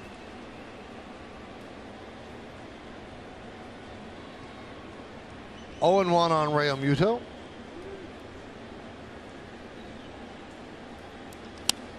Fly ball, left field. Gardner's there to put it away. 2 down. Yankees played the Marlins earlier in the year in a 2-game set at the stadium. They split that 2-game set. Tanaka pitched one of the games. And that was in the middle of the stretch when the Yankees were 9-9 to start the season, so they had not hit their stride. Here's the rookie Brian Anderson.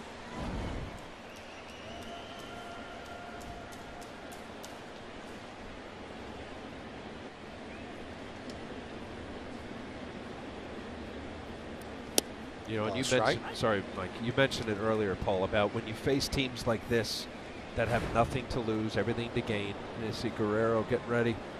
Talk about a good fastball. This guy's over 100. At least it's in August when it's 25-man roster.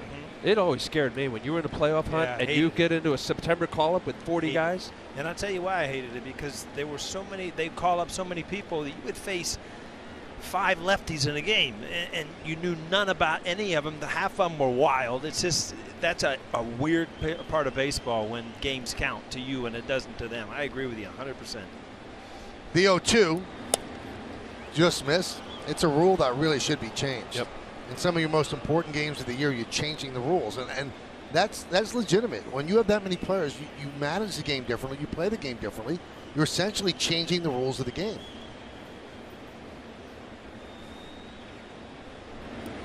Swing and a miss, and the bat goes flying. Just missed hitting Dietrich, and a 1-2-3 inning for Masahiro Tanaka and the Yankees. We're going to go to the 7th here at Marlins Park. Yankees and the Marlins tied at 1.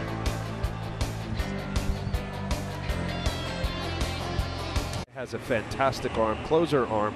You'll see some triple digits. Fastball slider guy, get a little erratic from Colombia. He might throw harder than he weighs. What does he have his weight? He's tall, I know that. But he looks like a rail. You say he throws over 100 miles an hour. He might be 101 pounds. How tall do you think he is? 6'4". 8. 6'8". Right. Cadillac scoreboard 1-1. There it is. That's 100 miles an hour. So Luke Voigt pinch hits for Masahiro Tanaka.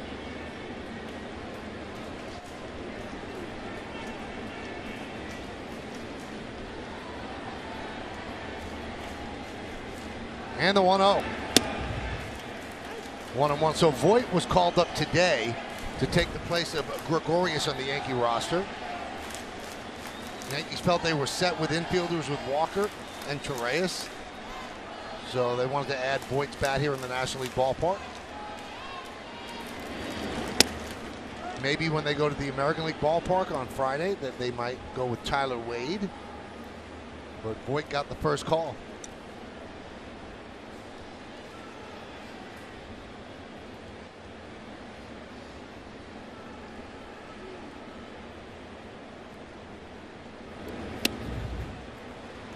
.102 miles an hour. The fast pitch speed analytics, sponsored by Fios by Verizon.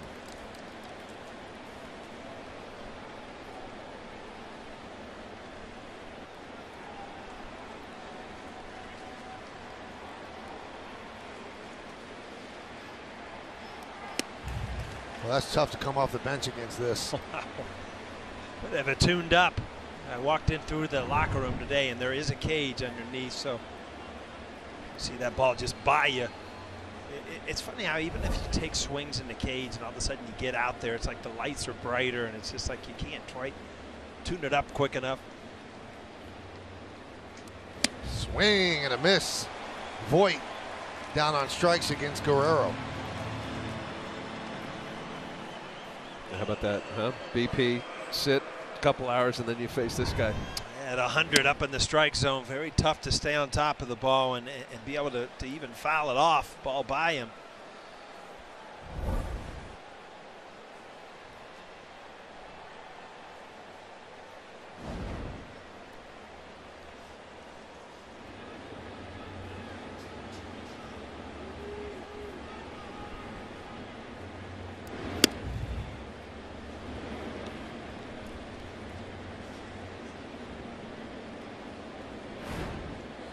Zach Britton up for the Yankees. He'll come in.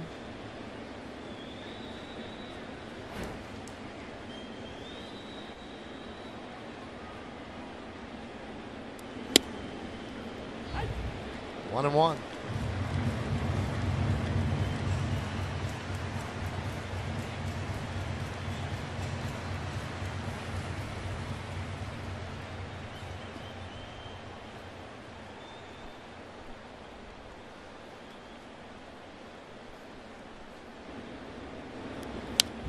Foul back, 1-2. So when you know it's just gas, gas, gas. Obviously, most hitters never get off the heater, but what is the approach? Are you going up the middle? Are you going the other way? You letting it? You know, you almost have to fight what your natural approach is this guy throws hard. I got to speed things up, swing harder. And if you swing harder, you swing slower. I mean, you really have to just kind of take it back and try to be quick. Obviously, you still have to find something in the strike zone, but your natural tendency, wow, is to, the harder they throw, the harder you want to swing. And again, you start to drag the bat and it slows everything down. Well, this will get your attention. You see right there, just up and in, just taking off. When you throw that hard and it gets up in the strike zone, it just takes off.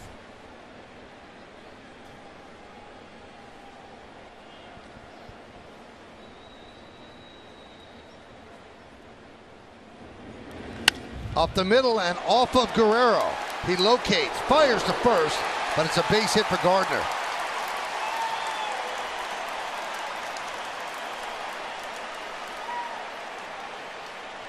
Brett Gardner, just enough time, just gets away far enough for him to beat it out. 100 miles an hour over to first base, but still not in time. Ouch. Got him on the side of the hip.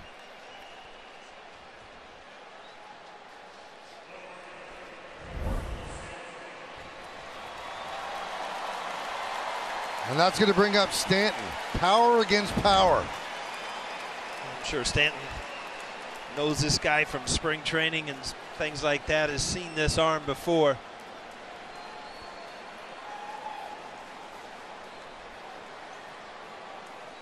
So Stanton singled in the first, struck out in the third, almost hit one through the left field wall in the fifth inning.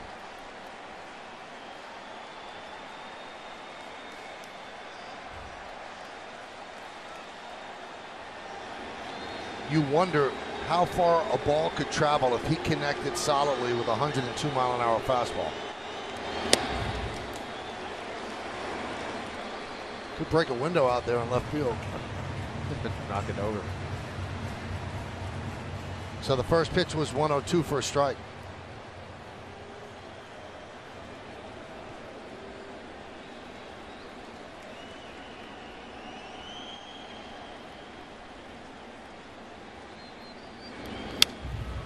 Oh, 0-2. Some of Stanton's BP here at Marlins Park. Goes the other way as well. Yeah, he's strong. Ooh. Puts in play last year the home run derby. That's right, here. Ball was launched. He and Judge going at it.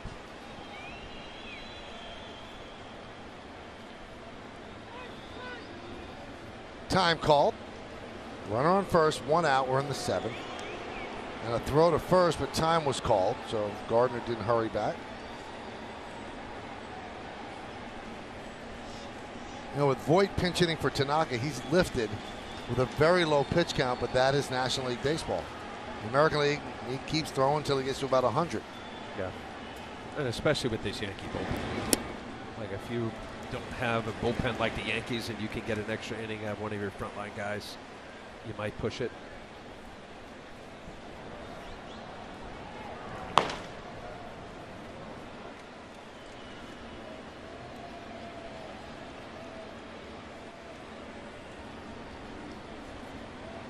Swing and a miss.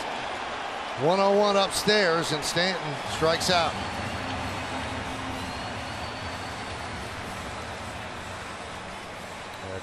Guerrero's the type of guy, you get ahead, you know, as a pitcher, you go anywhere. And this was not all fastballs. He got ahead right there. You could see Giancarlo kind of timing it. Stayed on a little bit. I like that right center approach. And then there's the slider to get you off the heaters and then upstairs by you. Slider setting up that fastball, but 102 miles an hour, Paul. Not much fun, believe me.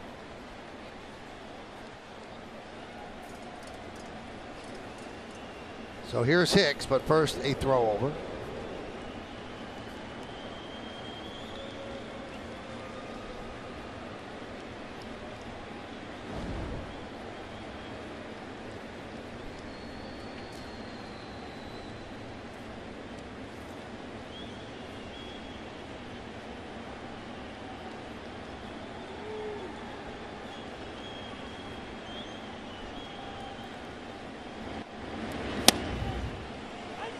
No fooling around, no trying to fool anybody. Here is a fastball.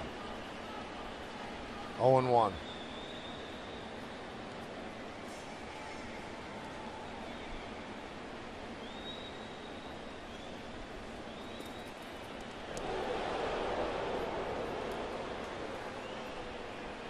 Very close at first.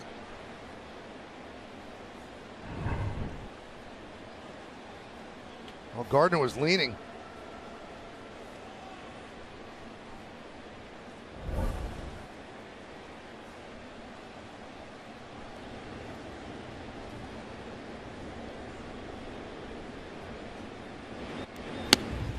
Oh, and 2. No doubt he's been overpowering, especially up in the strike zone. If you're a fan at home thinking, well, why are you swinging at the ball up in the strike zone? Somebody that throws that hard, you see the ball very well up, and it just all of a sudden it looks like you can catch up to it and it's by you.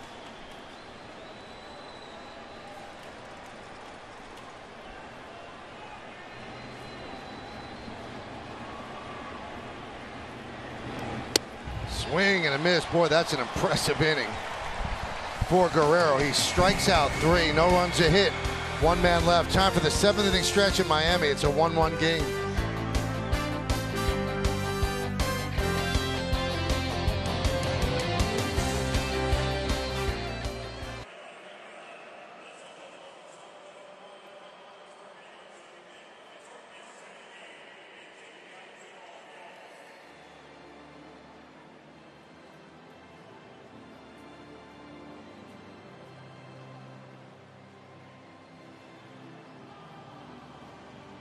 Turns this game so much bigger for the Yankees. Time for the game summary brought to you by your local Nissan dealer. Right now it's tied at 1 as we go to the bottom of the 7th. Tanaka 6 innings, and he was pinch hit for in the top of the 7th, so he's done. Pablo Lopez also 6 innings, and he got pinch hit for. Neil Walker an RBI single. Austin Dean a solo home run. That came in the 5th inning, and that tied the game. So now the Yankees will turn to Zach Britton. And those are his numbers with the Orioles and the Yankees.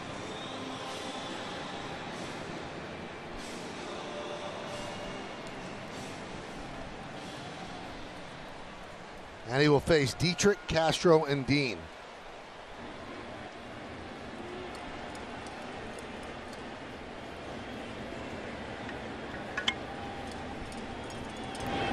Pitch inside, 1-0. This is an important game for Zach Britton. In a 1-1 game, you need him to give you an inning or two. Your offensive chance, you know, he's just looking for a little confidence, just something to drive him that, you know, I've come over here in a big situation.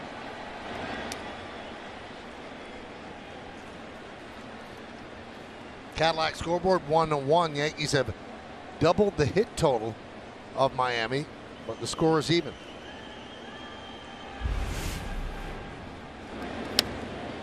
Inside to Dietrich, now 3-0.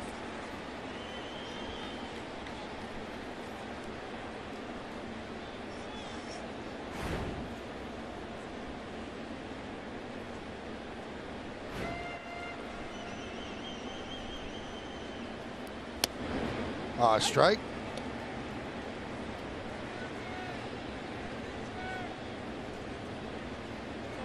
Has not pitched the way Zach Britton is expected to pitch with the Yankees. 9 1/3, 10 hits, 6 runs, 6 walks, and 8 strikeouts. Ground ball to short, Gleyber Torres. And a scoop by Bird. 1 away. Well, you can tell when you watch Torres as he fields the ball, he is a natural shortstop. It just looks so free and easy over there, even though he threw that ball low. Just the angles that he takes and how he rounds the ball off to put himself in an easier position to throw. See how he comes around a little bit towards first. Smooth.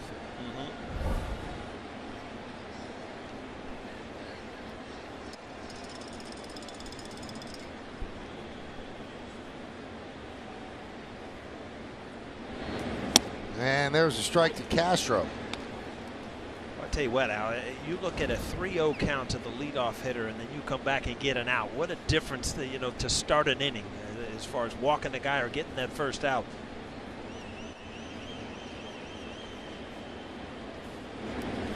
Waves at that pitch.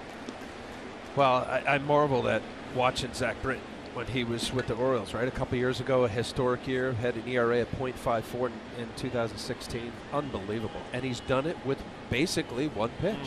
A sinker that looks like a screwball. Then you look at the velocity and it's 96, 97, 98. 1-2.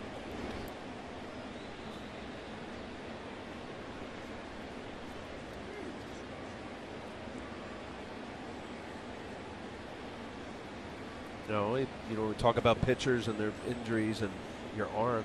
He had the right Achilles injury in February. Strike 3. Castro down looking. Now a quick word from Spectrum. Spectrum Internet. No data caps, no contracts. Just faster speeds with better performance. So 2 down, and that's going to bring up Austin Dean, his home run, leading up the 5th inning into the art installation in left center. Tied the game at 1. That's where we are right now in the bottom of the 7th.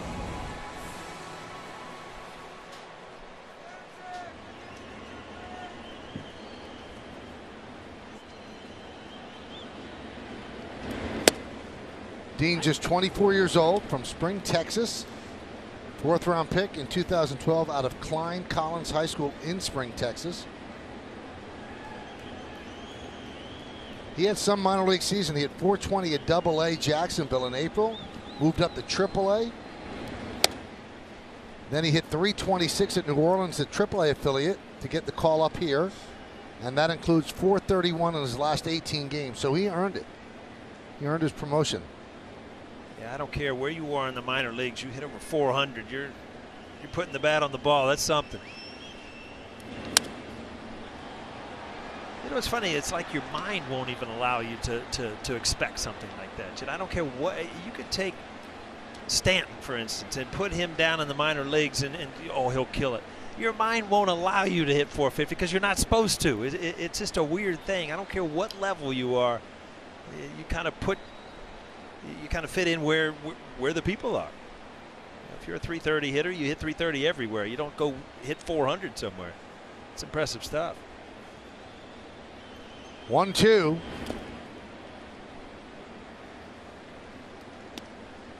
Michael, does that make any sense to you? I was going to say, what about Little League? Can you hit 500? Yeah, Little League in high school, you could throw up some numbers like it's nothing, like it's your job. Made total sense because I speak Paul. Yeah? Yeah. Okay. Glad. 2-2. That's a strong inning for Zach Britton as Dean goes down on strikes and Britton works a 1-2-3. Oh, they called the ball fair. My bad. So a ground out and he was tagged out. So that's an unassisted 2 and still a strong inning for Britton as we will go to the 8th. Let's take a look at what I didn't see with my own eyes. Wow. Wow.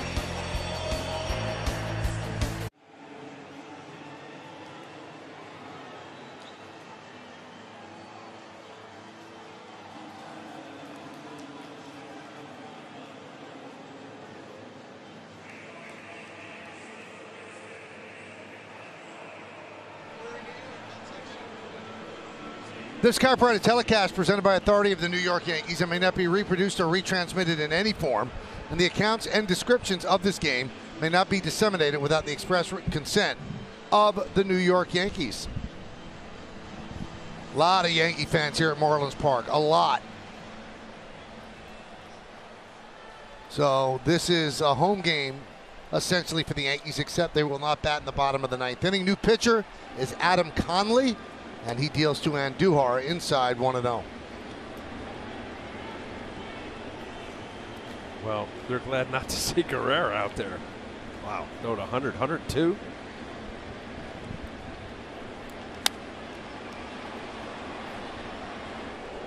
Popped up. Castro's there, 1 away.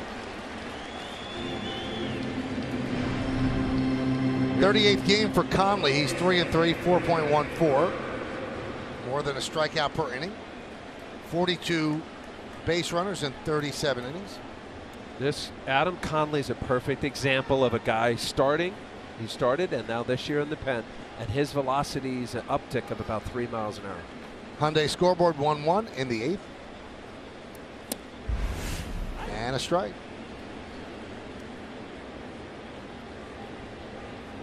And for obvious reasons, you come in an inning, maybe two, just empty the tank.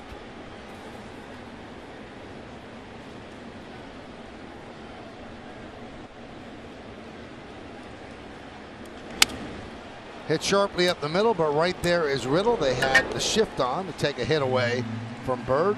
2 away. Yankees getting Dellin Betances ready, so he'll pitch in the 8th.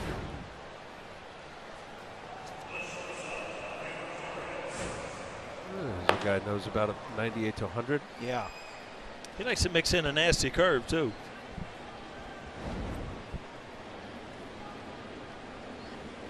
Here's Gleyber Torres. He is 2 for 3. Then grounded to short after 2 singles. Pitch inside 1-0. For an example of that, guys, this year Adam Conley, and he was a high pick out of Washington State as a starter. He's averaging 95 miles an hour, up to 98. Last year as a starter, his average fastball was 89, almost 6 miles an hour. Yeah, that's unheard of, huh? I mean, he's you coming in, you're not thinking about flipping the lineup over 3 times and pitch.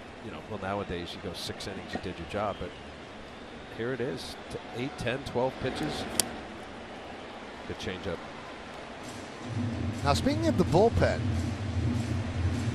Justice Sheffield, one of the Yankees' top starting prospects, was shifted to the bullpen in AAA today. So our very own Jack Curry reporting that Brian Cashman said the plan is for Sheffield to make 3 or 4 appearances in relief to get him ready for that role at the major league level in September. So that's a starter that's going to go into the bullpen. Huh. I've never. I mean, obviously it's happening more than I realize. You just cited that. High fly ball right in front of the warning track as Sierra makes the play. Conley works a 1-2-3 8th inning. We're going to the bottom of the 8th in Miami. It's a 1-1 game. South Beach, the Clevelander. Topping. Right next to the Versace mansion. Oh, you're ready for a to little go. prime 112. Yeah. Late dinner. Dellin Betances will take over as the Yankees still knotted at 1-1.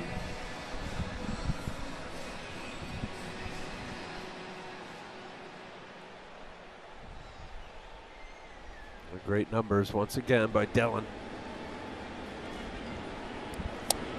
Riddle takes a strike. Al, you wanted to finish the point we're making about the Yankees transitioning Sheffield to the bullpen before calling him up in September. Yeah, I just thought, really, how smart is that? If you bring it up a young player, Justice Sheffield, he's deserving. We've heard about what a great year he's had, but you're not going to have him start. Why not get him used to what it will feel like coming in out of the bullpen, literally running in from the outfield, whether it's in a AAA stadium or not? I never thought of that. That's a good idea because most September call-up guys are, guys that aren't going to come in and as pitchers be a starting pitcher. So why not give them that feel of what it's like to warm up and come in either in between, during an inning or certainly to start a new inning. It's different. And another benefit is when he's ready to become a starter in the big leagues, whether it's next year, he's been in the big leagues. Yep. The 0-2, chopped inside third and down the left field line. Gardner plays it out there, and he will hold Riddle to a single. Just got a piece and kind of pushed it over the third base bag. Yeah, the shift every once in a while will burn you. You see, just kind of slaps it the other way, but it finds its way down the left field line. Yankees kind of catch a break. Gardner gets to it quick, but Riddle slipped and kind of almost fell down going around first base.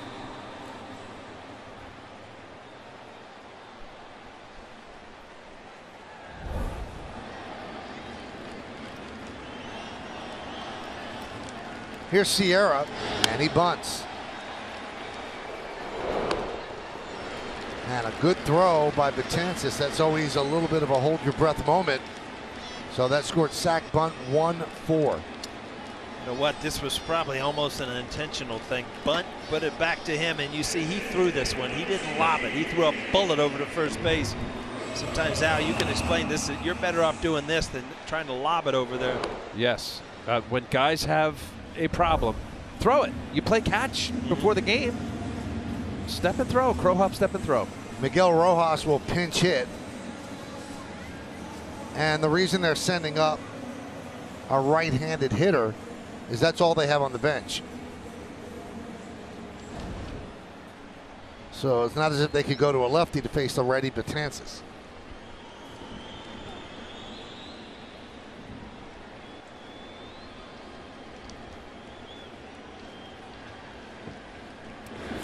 And a strike.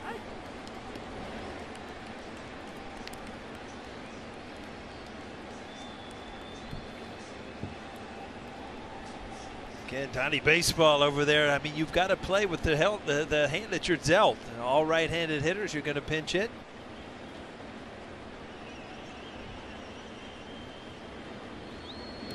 Rojas 3 for 5 this year, hitting with runners in scoring position. Boy, this is not a good spot to be in as a hitter. You're 0-2. You have not seen Dylan Betances break a ball yet. So this to me is almost the point where you don't want to waste a pitch, because if you waste a curveball, then you give the batter an opportunity to see that pitch.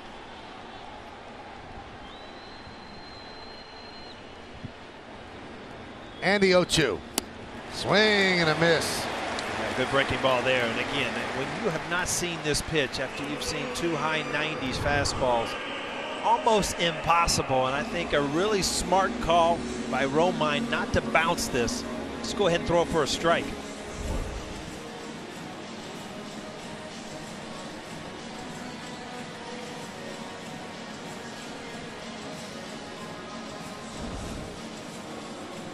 So here is Rafael Ortega. Walked, singled, and a fly ball to center.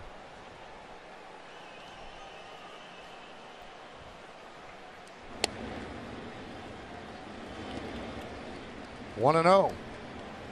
We're in the bottom of the 8th. It's a 1-1 game. 1-8-0 for Yankees. 1-5-0 for the Marlins. Marlins have a runner at second here in the bottom of the 8th. 2 outs. And the number 1 hitter in the lineup, Ortega, at the plate against Betances.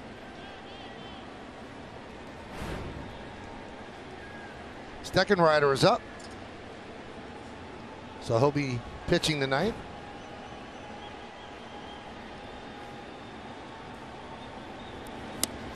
Strike.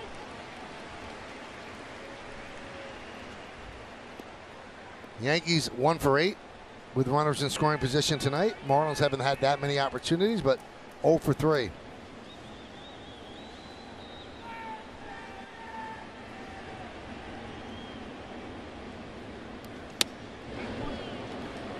Two and 1.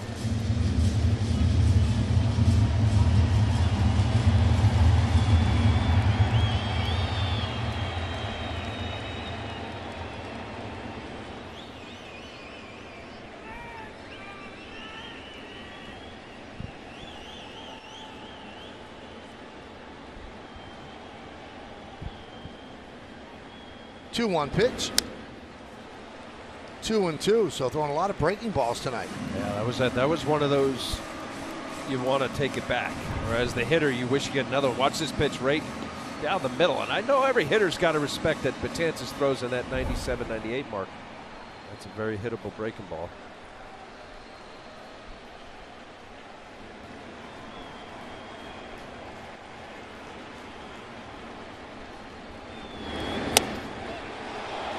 Betances thought he had it.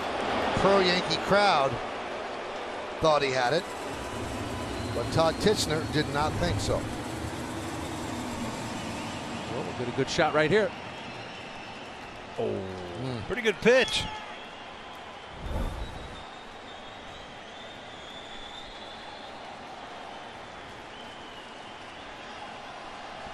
Three-2. Grounded foul. Betances elected to go to the breaking ball again at 3-2. Ortega fouled it off. Well, 6 pitches in this at bat, only 1 fastball. Ortega in his second at bat kind of threw a base hit to left field. Short to the ball.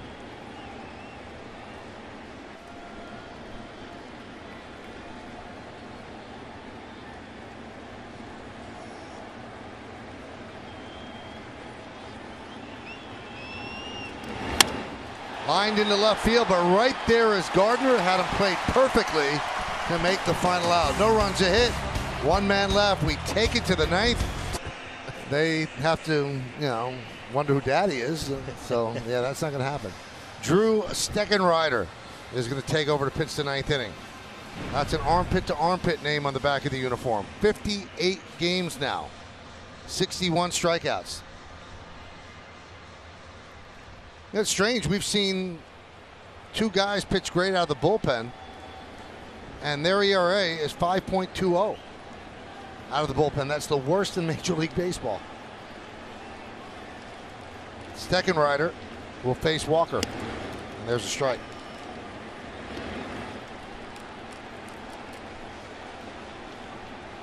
Well, Steckenrider's been kind of anointed as their closer. You see this, not a good ERA, certainly. Interesting, you see 2 of those teams, they're playoff teams, Colorado and the Indians. The Indians shored theirs up a little bit in a couple trades to try to, I mean, they knew that was a weakness, but they're in an ideal position of not having anybody chase them, so you can kind of wait it out and figure out what you need going into September.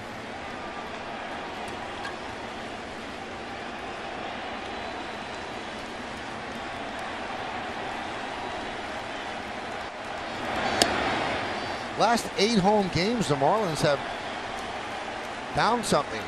Their pitchers have a 2.76 ERA, and they've limited opponents to an NL best 202 average. That's the last 8 home games. And a walk to Walker.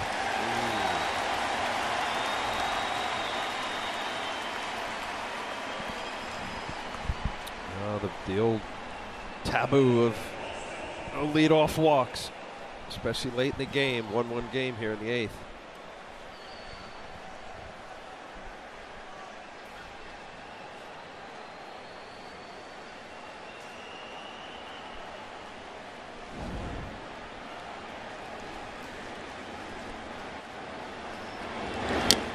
Foul back by Romine. A crowd of 26,275 here at Marlins Park, and that's big for this franchise. What'd you say? They're averaging under 10, right? Yeah, 9-8, the worst in baseball, actually.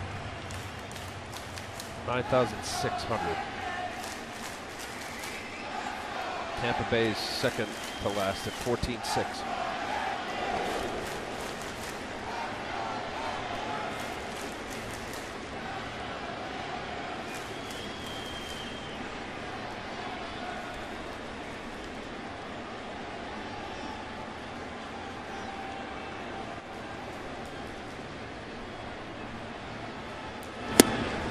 Paul, would you even think about bunting here? Obviously on deck is Shane Robinson, so that's probably why they're choosing not to. Yeah, it's a kind of different philosophy. You saw Mattingly move a guy over to try to get a 1-run lead. The Yankees are used to scoring runs, but not one of your premier players on deck to pinch hit. Well, the only other 2 in the dugout, Kyle Higashioka and Ronald Torreyes. I'm kind of surprised they go with Robinson instead of Torreyes. Robinson has 1 for his last 30. That's the Yankee bench. Voigt's already been used. He struck out as a pinch hitter. So he's due. Michael believes in due. I've heard it before. Especially at third base. And Duhar.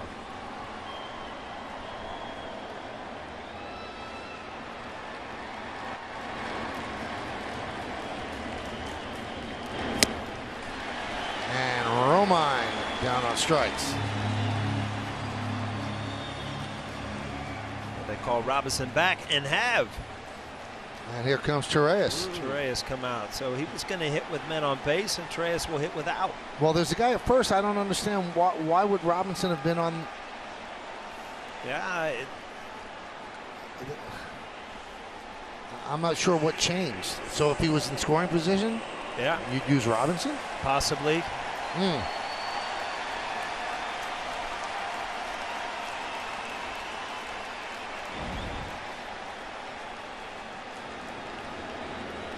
Thing I'm trying to go through what could have happened. If he gets to second base, you've got a base open. Maybe you walk the lefty. I don't know, but then you got Brett Gardner on deck. So we're a little confused up here, Mike. Yeah, or down there. Maybe they just thought if he was at second, he would be intentionally walked, and they didn't want to waste Torreyes' bat. But I don't know why you'd walk somebody ahead of Brett Gardner. So, well, Meredith will ask Aaron Boone in the postgame show. 1-0.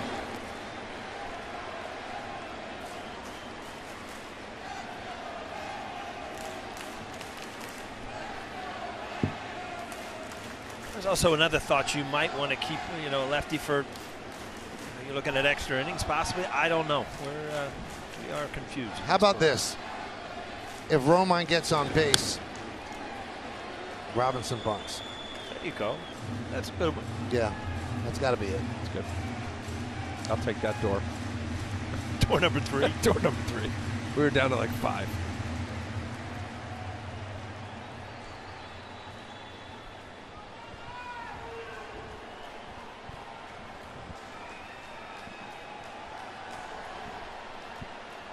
One.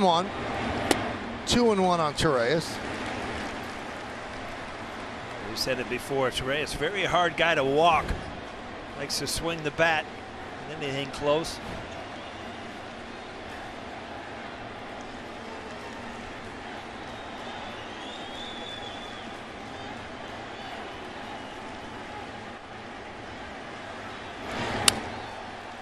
Fouled off.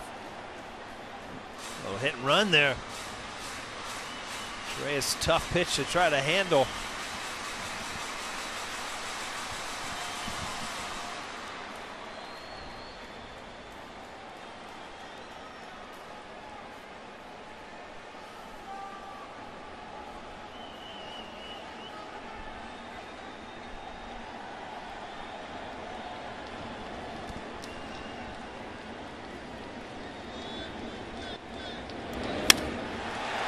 Lined into right center field. On the run is Ortega. He makes the play. Hustling back to first is Walker.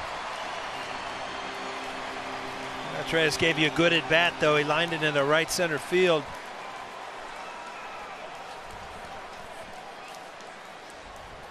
The Yankees are struggling to get that big hit.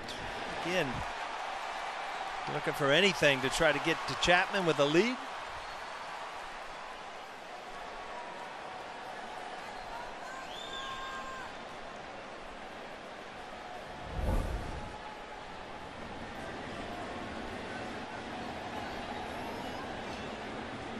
Here's Gardner. 1-0.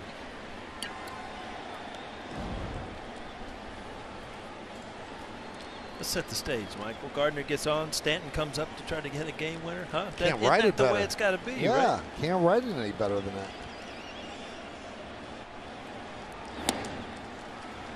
2-0. Bottom of the 8th inning at Fenway. Indians 6, Red Sox 3.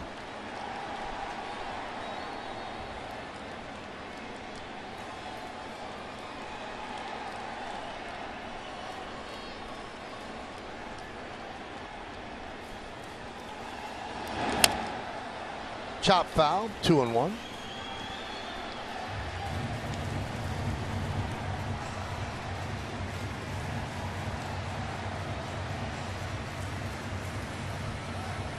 Al, is it me or are they not firing up the air conditioner in this place? It's a little warm. It is. I think they took the average temperature up a little bit.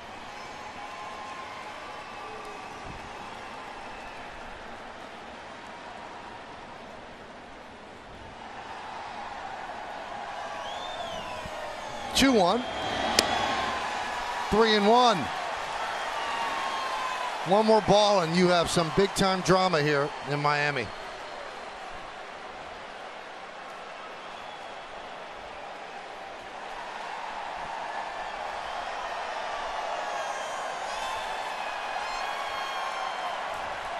Walker leads off first with 2 outs in the ninth. And Gardner with a high fly ball to right field. Ortega is there, he puts it away, and that will do it. So if there will be any Stanton drama, it's going to be in extra innings. We go to the bottom of the ninth.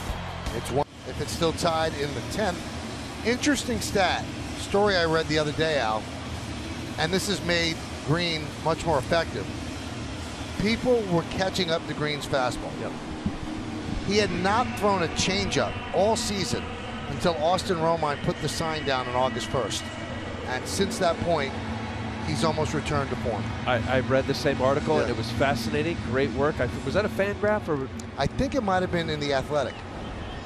What a great article. And sometimes, Michael, that's all it takes.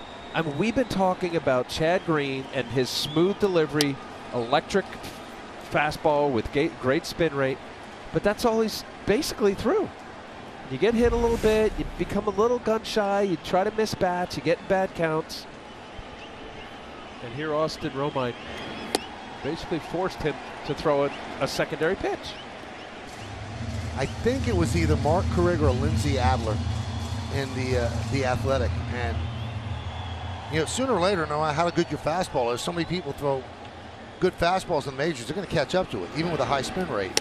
And I think he was caught up more this year than last year. But now the changeup keeps him off of it just a bit. But not only that, Michael. Yes, major league hitters will catch up to it. We see it every night. 95, 97, 98, guys hit it. But they also make adjustments. They know that that's what he does. That's a good pitch right there. Hitters know it doesn't take much to watch and see, okay, he throws a lot of heaters, sit on the heater. And the first time that actually happened, that Romine put the sign down, Green shook it off. And then the next game, he was in there, he put the sign down, and Green said, okay, here it is.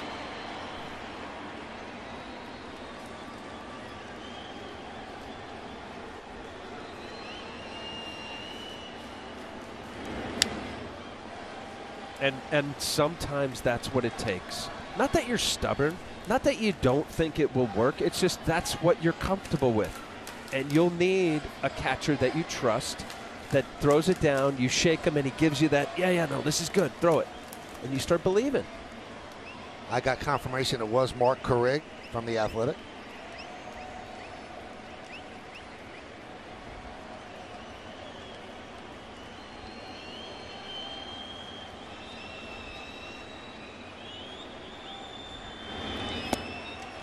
And an inning opening walk of Real Muto. Now a quick word from Memorial Sloan Kettering Cancer Center.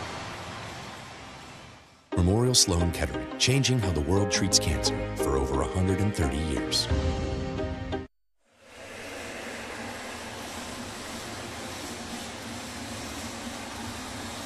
And here is Anderson. We'll see if Mattingly has his number 3 hitter bunt Real Muto into scoring position.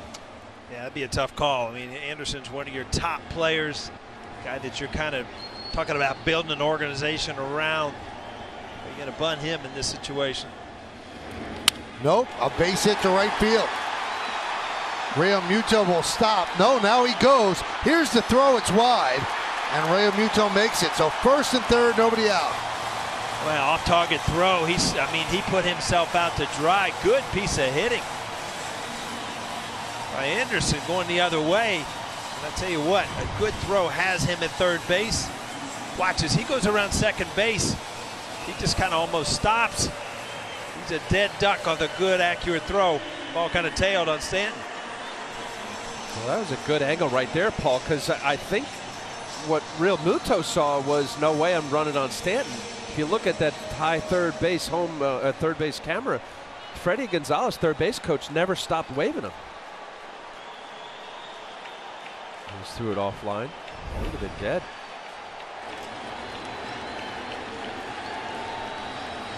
Here's Dietrich, infield in. Foul back. Take a look at third base coach Freddie Gonzalez. Watch here, he turns here. Watch Freddie in the lower screen. He's waving. Never really stops. He Maybe was kind of in between too. Very fortunate if you're the Marlins right now to be in this situation.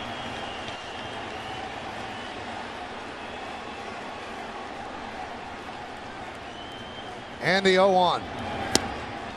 0-2.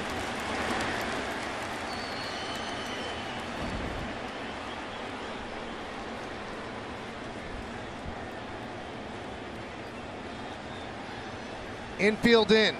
1-1 game, bottom of the 9th inning. First and third, nobody out for Miami. Yankees could use a strikeout here. Foul back by Dietrich. Good of a pitch there. I know you got the runner at third base, and you're always worried about that wild pitch. And this is a very tough matchup because if you're Green, you like to pitch up. But as a hitter with a man on third base, you want the ball up.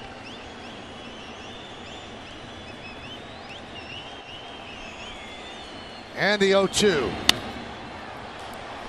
Still 0-2.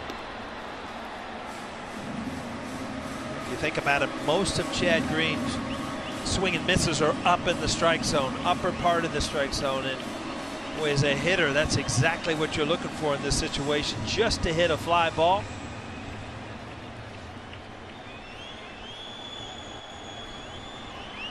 And the pitch. Missed outside, 1-2.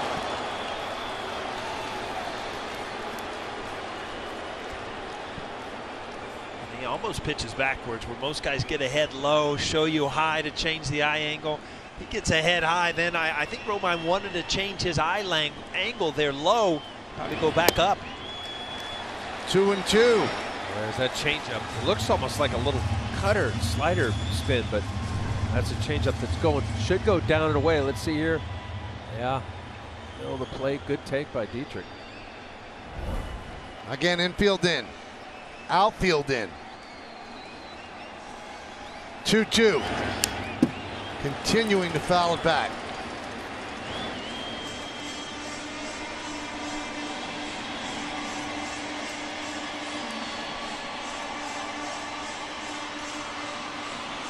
Beginning of a 6-game, 2-city road trip for the Yankees. 2 games here in Miami, 4 in Baltimore.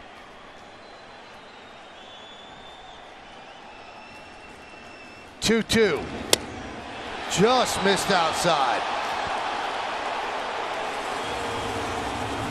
Wow. Just watch the glove. Does Romine pull it in? He does. I'll tell you a lot. He's off the plate. Yeah, that's a good call by Todd Tishner, home plate umpire. Watch Glaber on that bottom of the screen.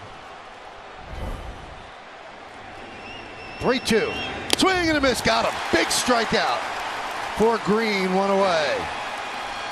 Again, he pitched around all the way to get back to where he could use his strength, and that's that high fastball. In the 3-2 count, as a hitter, you become a little more aggressive. See the ball up in the strike zone, swings under it. You said to Michael, a huge strikeout. They're going to intentionally walk Starlin Castro to load the bases. So there was a base open, it was second, and they would much rather face the youngster Dean than the veteran Castro.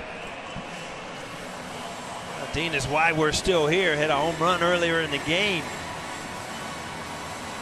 Just got to be on the same page. Really committed to every pitch here, huh, Al? Yeah, I don't mind it. Listen, you got the veteran guy in Castro. We talked about here. You talk about a guy to get base hits. And Starlin could do that. Yankee fans have seen it when he was playing there.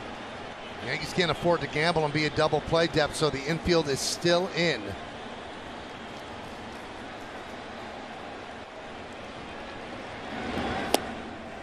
One and 0.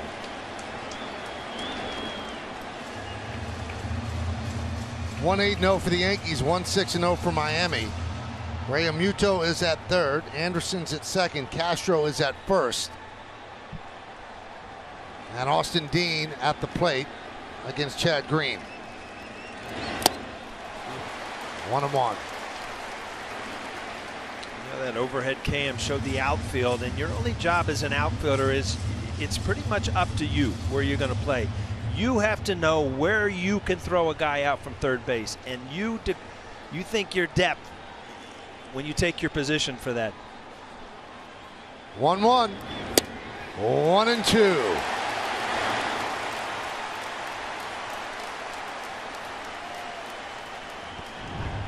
Wow, this is perfect paint. Low and outside corner.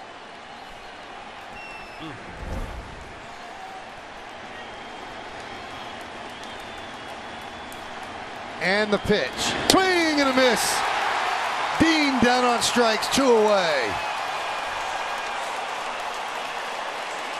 Wow. Your first pitch take for a ball. That was just 3 heaters right by you. You see that life on his fastball up in the strike zone.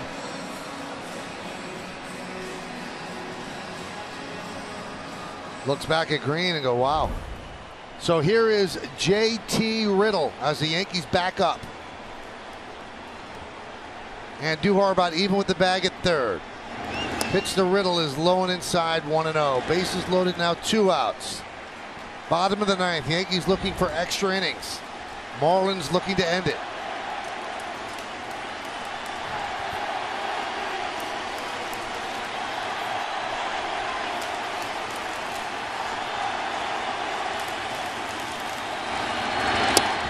One and 1. 98 miles an hour.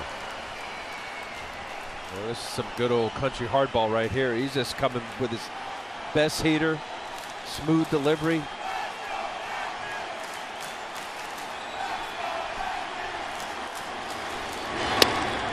Two and 1.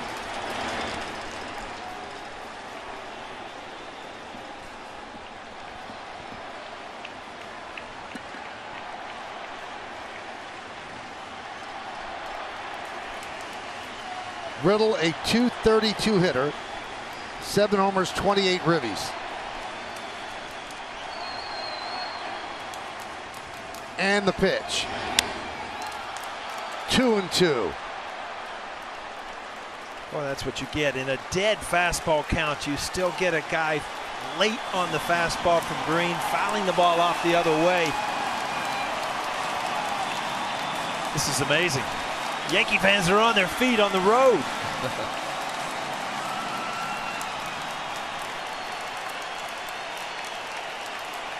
Two balls, 2 strikes, 2 outs, bases loaded. Bottom of the 9th. Grounded up the middle. Neil Walker flips to Gleyber Torres, and they get the force at second.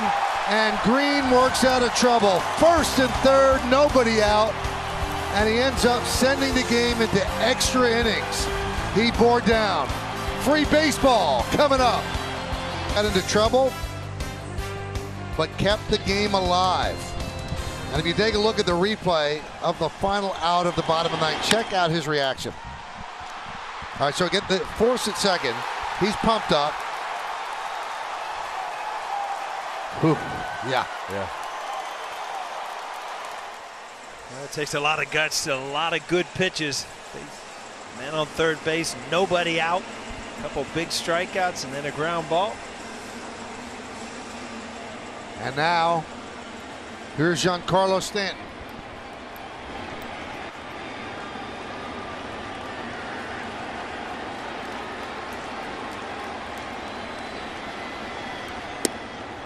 And a strike. Ruzinski. Drew Ruzinski is the new pitcher.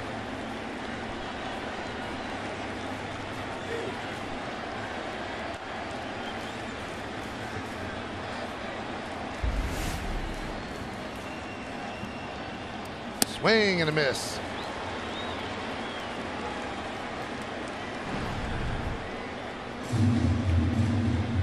Those are the numbers on Ruzinski. Ortega moves to left field. Galloway takes over in right. As the old double switch, so they move Ruzinski into Dean's spot in the order. There's Galloway.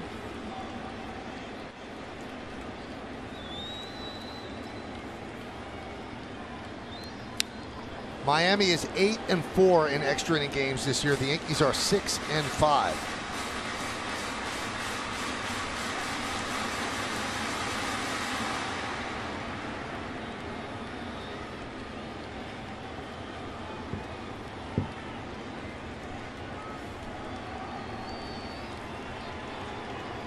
Tenth inning. 1-2 count on Stanton. 2-2. This is what Stanton does. I mean, down 0-2, then he fights back to get in a count, especially leading off the inning. Get to 3-2 here. He can let it go. And the 2-2. Chopped right side. Dietrich. One away here in the 10th.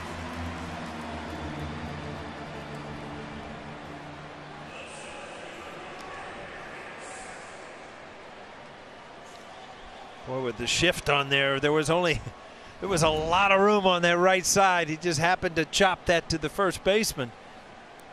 You see Stanton running down the line, and I was just thinking, you know, he's moving pretty well. You do worry about him at times. Obviously, there'll be a question tomorrow if he'll go back to back, but I'm sure that he'll want to with his hamstring problem. Here's Hicks. He takes up and away, 1-0. Well, Hicks has hit some balls hard tonight. He's had some good at bats, and he's got nothing to show for it. Sometimes as a hitter, you feel like, you know what, something good is going to happen here. We've had nothing but bad luck to this point.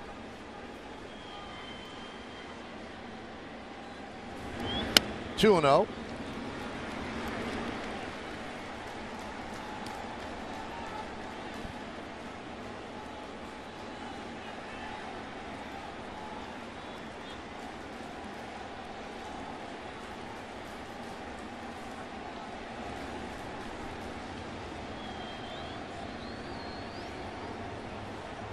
And the pitch. 3-0.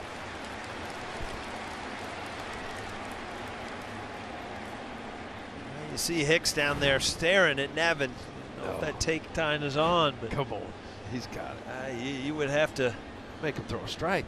Yeah, you would have to with Andujar on deck.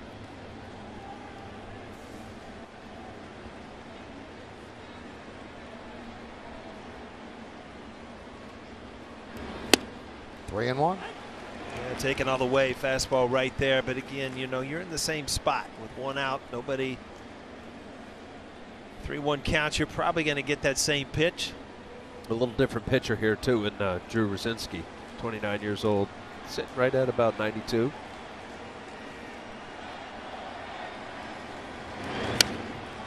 Fouled away. Pull the string, little cutter. A true cutter.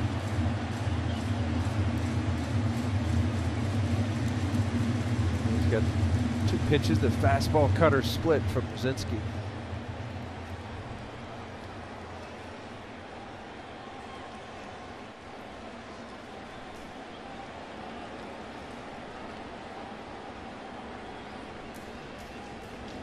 Three-two.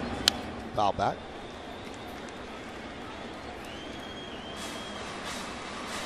Rosinski is 29 years old, fourth big league season, fifth organization, Indians, Angels, Cubs, Twins, and now the Marlins.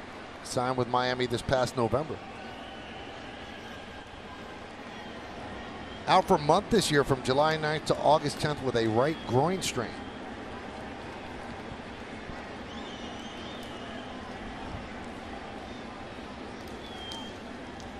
Three-two. Chop slowly towards second. They make the out at first. Two away.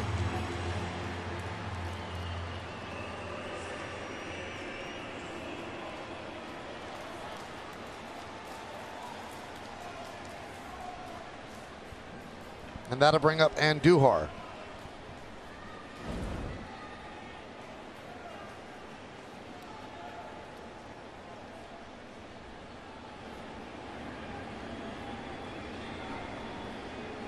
Andujar is 1 for 4.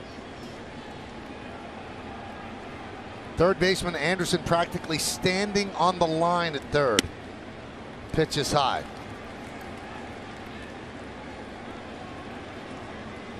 No doubles defense. But he's standing so close to the line, he's almost guarding foul territory. Yeah. I always thought that as well, Michael.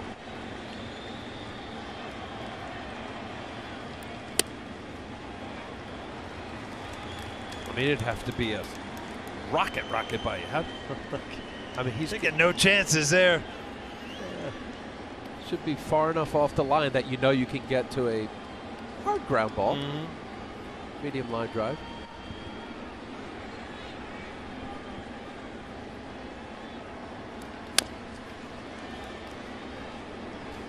Two and one. Good break. You'd have had that one, huh?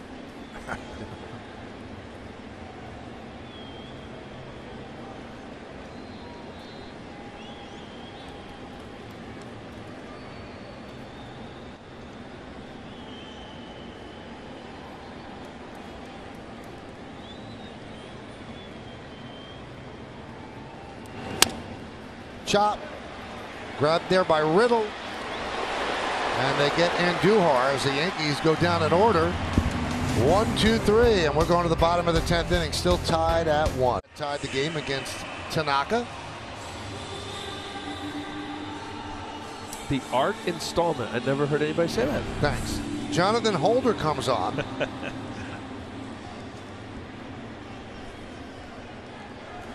And he will face Sierra to start off the bottom of the 10th. Push bunt foul. They say, Andujar, you better get in, and he was playing shallow. So Sierra's speed. Be hard to hit 160 and be that fast. You know that? Anything that the shortstop has to go his right to, you're safe. Anything up the middle that they go to their left to and glove don't cleanly, you're safe. I mean, he has that kind of speed. That's, again, this young man to stay in the big leagues, he's got to utilize his legs. 0-2 on Magneri's Sierra. He's 0 for 2 tonight with a sac bunt.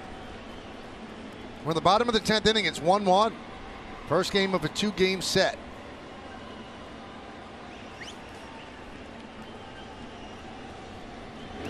Swing and a miss. Sierra down on strikes. Well, they're underway in Oakland, Texas, in the A's, and nice changeup right there from Jonathan Holder. And Houston and Seattle.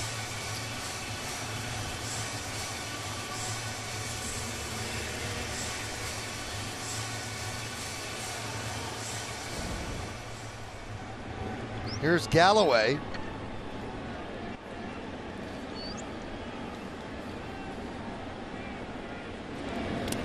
Nice story on Galloway. He's 28 years old. Made his major league debut on July 31st. His 11th season in the minors. 11 seasons in the Marlins system. He played 947 games in the minors before reaching the big leagues.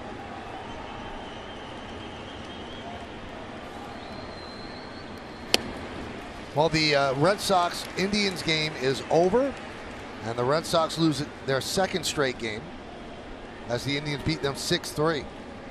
Oh, it's third straight now, that's right. Third straight loss for the Red Sox. All at home, right? Yeah. They lost to the Rays Sunday. Yesterday against the Indians, today against the Indians. 2 more games against the Indians at Fenway. So if the Yankees can win this game, they're 7 games back in the loss column. What was it in '78? The big comeback. 14 in August. Wow. No, 14 in July. Right.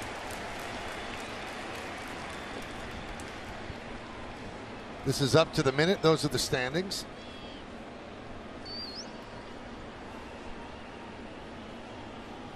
So 7 games back in the loss column now, and it would remain that way with a Yankee win, which would put them a season high 33 games over 500. But they've got work to do. Bottom of the 10th inning, 1-1. You know, when we went over the scouting report, Michael, early, I mean, who would think we'd be in extra innings in a 1-1 game, right? You're talking about how many runs. They didn't score runs. They give up a ton of runs. Well, not tonight. Strike 3, Galloway down looking.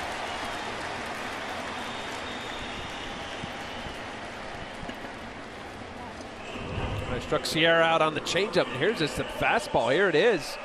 A little run on the inside corner, but very hittable.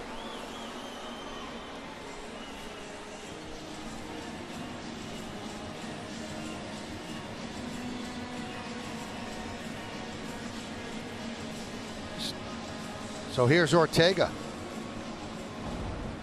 This dumbfounds me when I watch that, a replay like that. Yeah, every once in a while, you, as a hitter, I think you just get caught guessing, and you just freeze, and you just don't. With 2 strikes? Yeah, I'm with you. With a heater? I've seen a lot of hitters just lock up, and I think in the back of their mind, they're looking breaking ball, and the fastball almost fools you, which with 2 strikes is very hard to understand.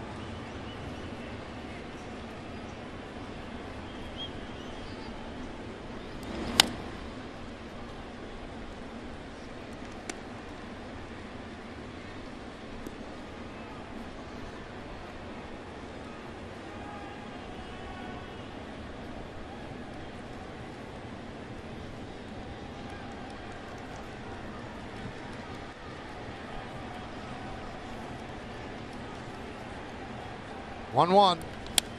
Hit shortly, and a nice play by Walker. And the throw gets by Bird, allowing Ortega to reach. You said it, Michael, a tremendous stop over here. Greg Bird looks like he got caught leaning the wrong way to receive the ball.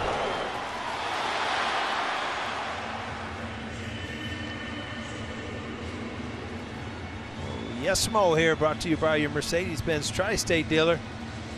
And let's see, yeah, he kind of stepped out expecting to throw towards the field side and caught his weight going the other way. I've not seen how they score that yet. It's an error on somebody. Obviously, they'll give it to Walker, although it certainly looked like it was a eminently catchable ball. You know, I've been seeing more of that on replays where the first baseman, they step actually before the ball is thrown. Yeah, you know, your job as a first baseman is to read the ball and then step. And sometimes you step where you're expecting it to be. And you're right, you get caught leaning the wrong way, almost like a base runner getting caught going to the wrong base. Did I say who? Yes, E4. E4.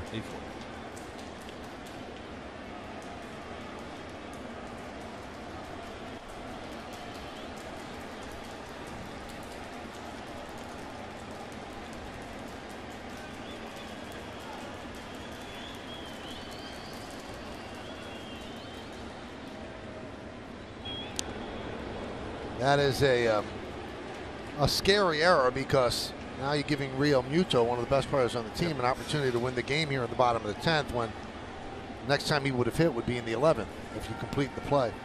Their best hitter, hands down.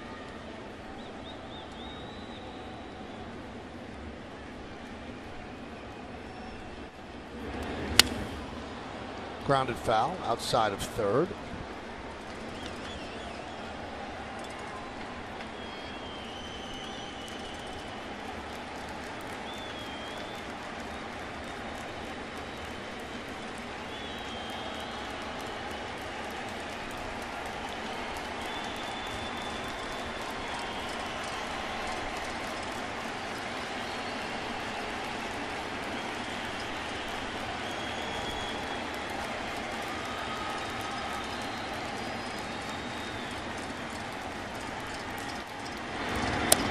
Just missed.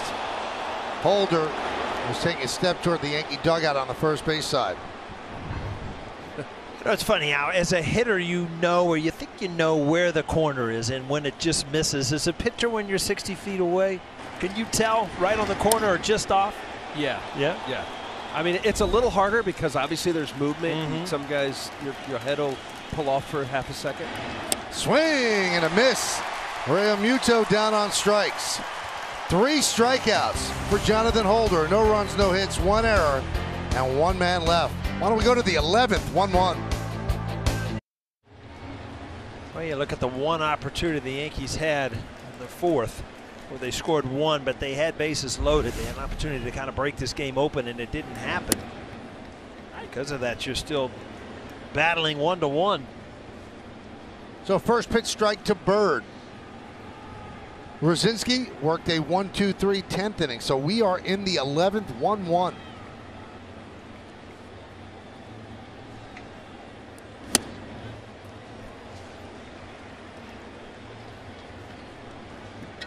So 0-2, and that moves Anderson over to the right side. They move the shortstop Riddle back to around where the shortstop would be playing.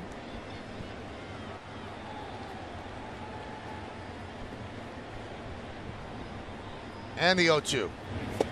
Bird goes down on strike, so Yankees Baseball on Yes, brought to you in part by AT&T, official sponsor for Extra Innings. Well, Paul, if we were looking for a bump from Bird with the grand slam, he's following that with an 0 for 5 tonight. Doesn't really look great at the plate. Yeah, the at-bats tonight, he kind of regressed back to, you know, just not feeling good at the plate. And you just keep waiting for that one at-bat where it just kind of snowballs into a great week. Kind of like Torres has done lately. Torres takes outside 1-0.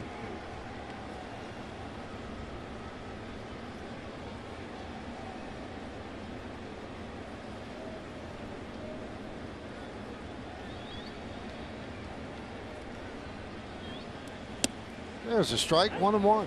I mean, is there a part of you in the lineup as you get in? I know it's not that deep into the game, 11th inning, but where you get out of your game plan, you get a little big, you want to hit a home run, again, you want to end the game. Yeah, it's one of those things you have to fight, because naturally every hitter wants to end the game with a home run, and you know the pitcher dictates by the pitch what you can do. And you know, you get a sinker away, that's not a pitch you can drive out of the ballpark, and if you try to, you do nothing but ground out. So you know, you try to stay focused on just having good at bats. If the pitcher makes a mistake, you'll hit the home run. But to your point, Al, these games can become longer and longer because everybody gets in that mindset of trying to end it with a home run.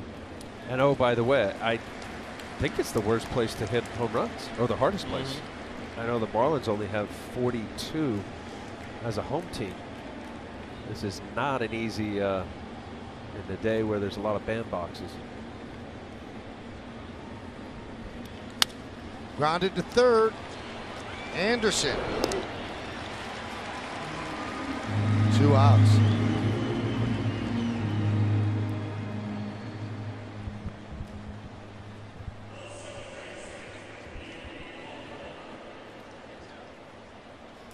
And that's going to bring up Neil Walker, who's driven in the only Yankee run, a couple of singles, and 3 at-bats and a walk. He hit a ball later in the game that, you know, went to the wall. Probably would have been out of most ballparks. How you talk about how spacious this place is. So he's had good at bats all night.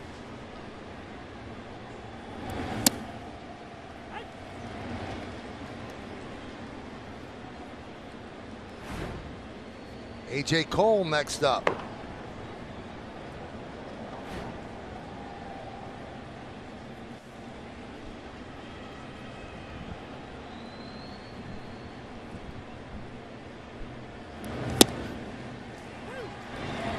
Oh, and 2 on Walker.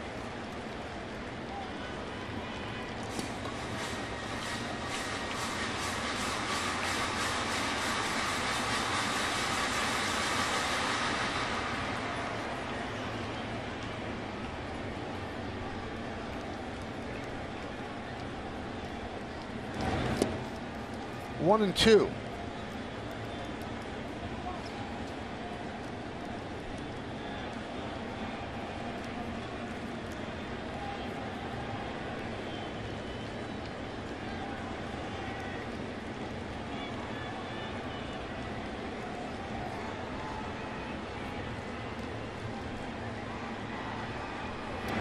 Two and 2.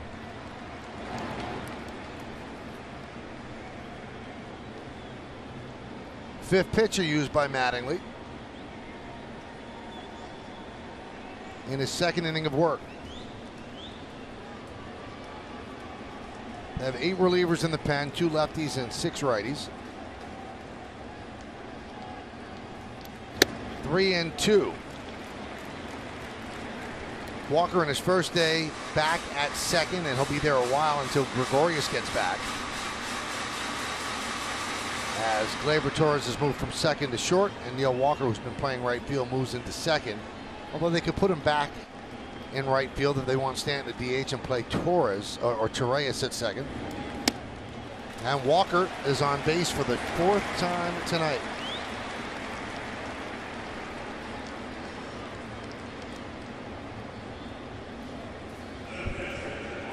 Start getting some consistent at bats as he did for many years of his career in Pittsburgh. Switch hitter. Fun little groove. A good night here. Here's Austin Romine. Austin's 0 for 3, and he walked. No, he was hit by a pitch in the 4th inning. And a strike. 0-1. 1-8-1. Yankees 1-6-0. Marlins were in the top of the 11th inning of a 1-1 game. Again, Anderson hugging the line at third.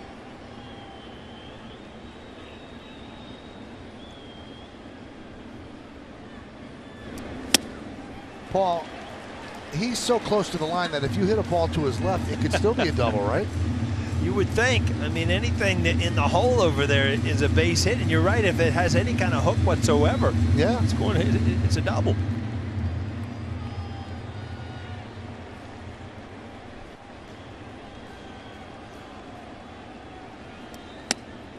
Upstairs, 1-2 on Romine.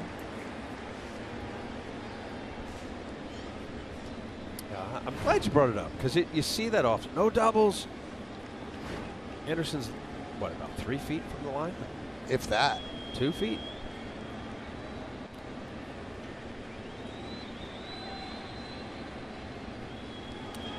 Line drive, caught by Castro. Romine hit it on the screws, but Castro, quick to the backhand side, hauled it in for the final out. No runs, no hits, no errors, and 1 man left on base. We go to the bottom of the 11th. A good night of television viewing right here on Yes. Kyle Higashioka takes over behind the plate. So you wonder what's up with Austin Romine after he hit that ball right on the screws. So he is out of the game, and the Yankees now bring in A.J. Cole. So far the bullpen's been perfect. Britton, Betances, Green, all scoreless innings. Jonathan Holder, scoreless inning. Now A.J. Cole here in the 11th.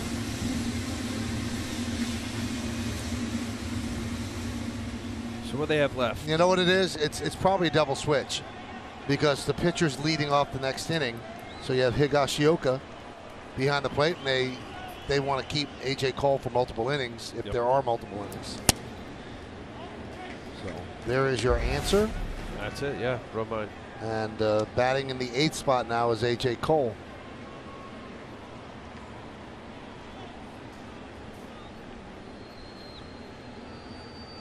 See, isn't that exciting stuff, National League ball? Yes, it is worth the 113 batting average for the pitchers. Double switching. Now, the real answer would be that the pitcher should hit better, but not the case. You're asking somebody to do something they haven't done most of their life. Since high school, right?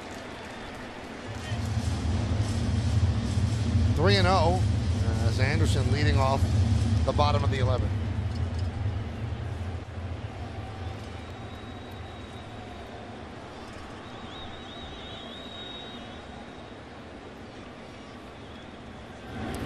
There was a strike.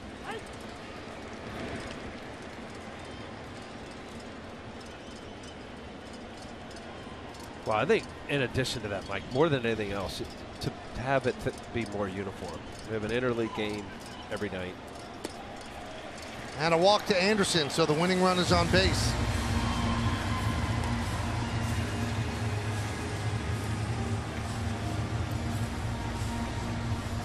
Well, certainly not what you want to do anytime, right? Leadoff walk, extra innings.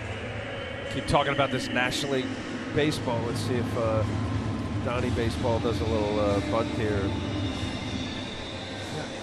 We don't know how this inning's going to turn out, but you do have to wonder how come David Robertson's not in. I mean, yeah, we'll do off day. You had an off day, and you have another off day on Thursday, and I would say you should use your best relievers until you get to A.J. Cole.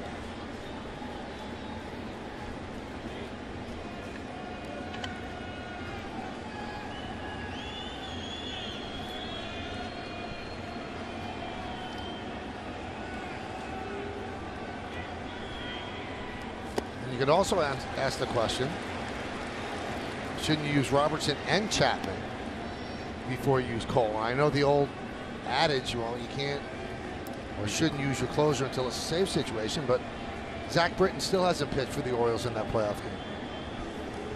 Still waiting. Yeah. Still coming back.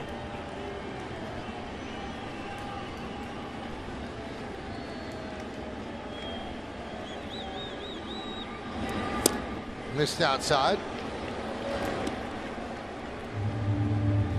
Here's what's been used. So Canely's out there, Robertson, Chapman, and they decided to go with Cole.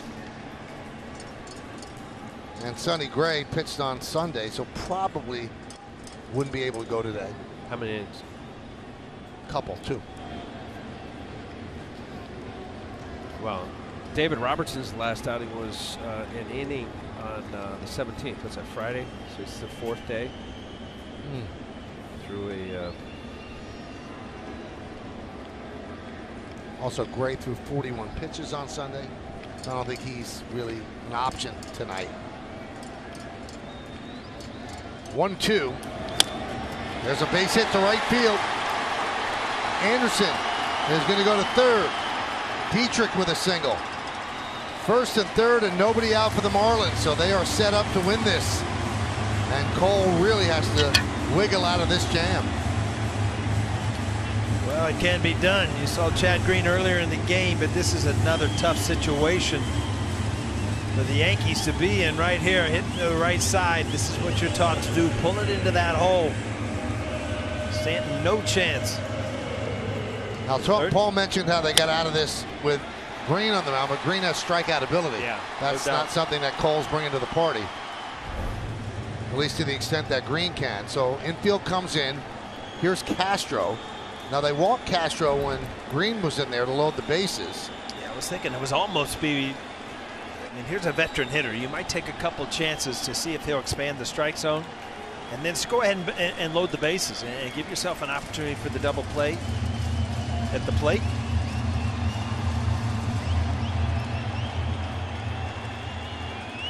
You really never want to see guys that have left your organization come back to beat you. Starlin Castro, an opportunity right here.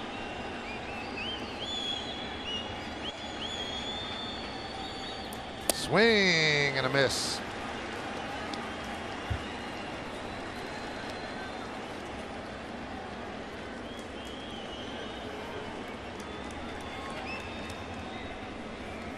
Shift with even with the infield in.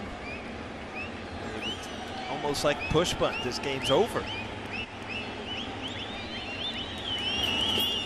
2-1. The winning run's at third. That's Brian Anderson. Dietrich is at first. Infield is in. 3 infielders on the left side for the Yanks. Starlin Castro at the plate against A.J. Cole.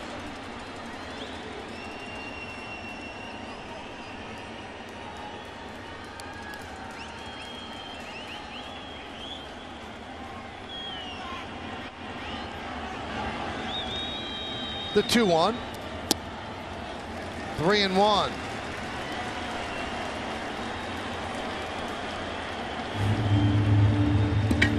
And now they walk him to load the bases, and that'll bring up Larry Rothschild to talk with A.J. Cole. Bases loaded, nobody out here in the bottom of the 11th. Yeah. This is a tough spot, obviously, when you're You're in need to throw strikes. You're going to try to feed off the aggressiveness of a hitter. But you also have to keep the ball in the infield. So I mean, how do you go about a hitter? Either roll it over or try to jam him in. You got to make a decision up on the scouting report what you think you're better apt to do. So Yadiel Rivera is going to come in to pinch hit for the pitcher who was double switched into the 6th spot in the order. So you're a couple things. Early on, I'm thinking ground ball, and you hope he hits it at somebody. And then when it gets 2 strikes, it's got to be your strikeout pitch, whatever that is. You can't worry about throwing in the dirt. You have to assume any elevated pitch is going to be a fly ball. Is it far enough? Maybe, maybe not to score Anderson. Well, the infield's in, the outfield is way in.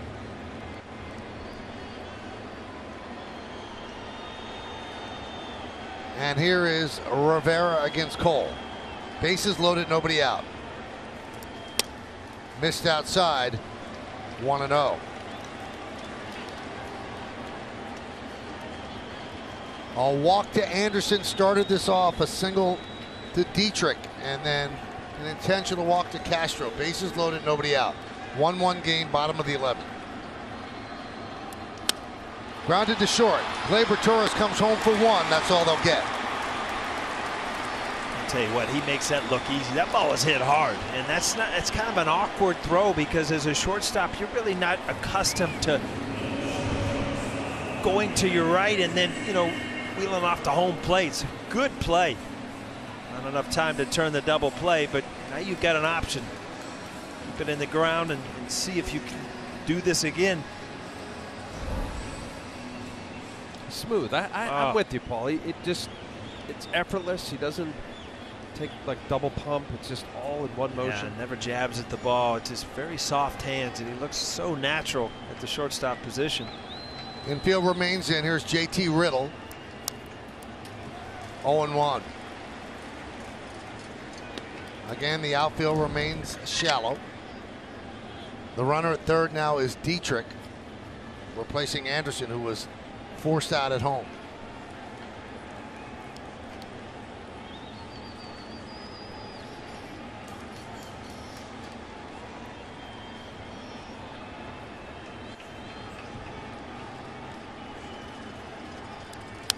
Mm. 2.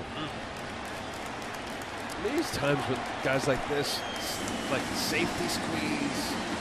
Well, that pitch right there, I mean, that's kind of a hanging breaking ball on the outside part of the plate that he looked like he tried to pull. I mean, this is a very easy pitch just to hit a fly ball to center field, and hey, we're in the locker room. But you know, these are the growing pains with young players, and Don Mattingly knows this. He's went through it. Now Cole has an opportunity to make a good pitch here.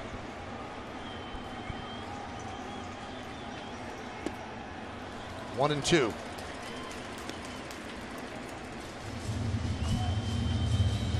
I think you take another chance here with a strikeout outside the strike zone, and then you go back to trying to keep the ball in the infield if he doesn't bite. Yeah, he threw 3 curveballs in a row. If that's the MO, I shook him. The 1-2. Swing and a miss. He struck him out. 2 away. He went back to the breaking ball, and a little bit better than the one before. A little more downward action, and he gets a strikeout, and now it goes down. He actually swung under that, but now with 2 outs, well, you're 1 pitch away from being Houdini again and getting out of an inning. Here's a dangerous player who can use his speed, likes to bunt. And Duhar is in on the grass at third. Sierra at the plate, bases loaded, 2 outs. Outside, 1-0. You know, he does like to use his speed, but you also have to realize, and if you look at the scoreboard, this guy's hitting 158. You know, you've got to be aggressive, go after him, and believe that you can get this guy out.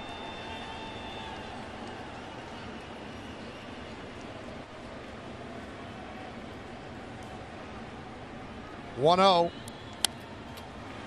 1-1. Boy, he's really stuck with that breaking ball now, time after time. So that's six in a row. Hey, if that's the feel and you've got most confidence in it, I think of Larry Anderson back in the day. Slider, slider, slider. Thinking, here's the heater. No, here comes another slider. 1-1.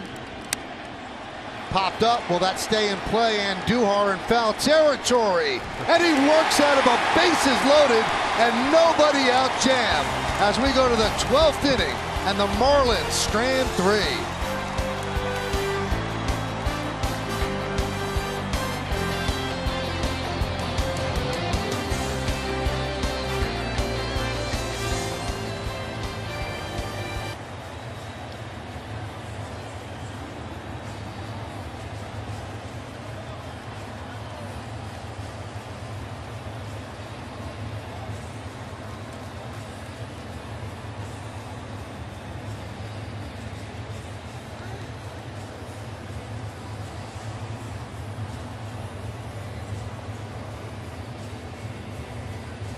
Position to succeed. So, you know, I've made it a point to make our players aware of all the hard work that goes on here in the front office, but it's long days, long nights, but you know, that's what you expect. And you could tell Derek Jeter is really excited about what he's doing here in Miami. You can actually hear more of that interview during tomorrow's game, or you can check it out at YesNetwork.com. So Derek's still here as we go to the 12th inning.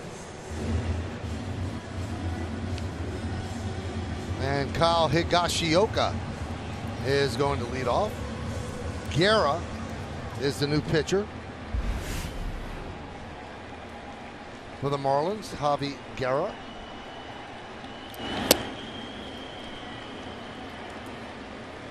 First pitch is a ball.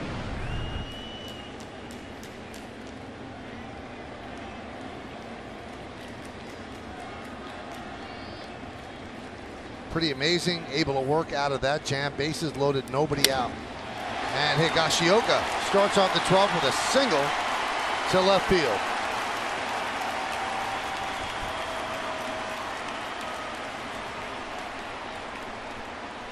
Well, it's about time the Yankees bust out here. You just have a feeling, you know, Miami has really squandered a couple huge opportunities that the Yankees could take advantage of that and get a lead here. Paul, do you bunt? Now, if you bunt, you're losing Stanton. You bunt, they're going to walk Stanton. I don't think so. I think Brett Gardner, you know, if he bunts, he's going to try to maybe push bunt or drag bunt for a base hit. No.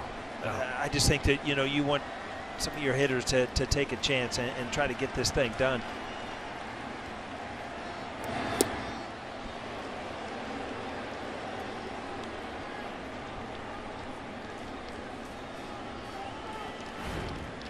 One and 0.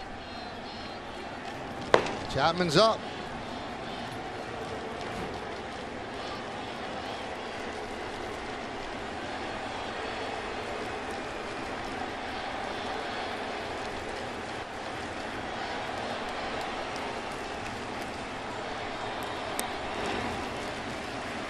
Two and 0.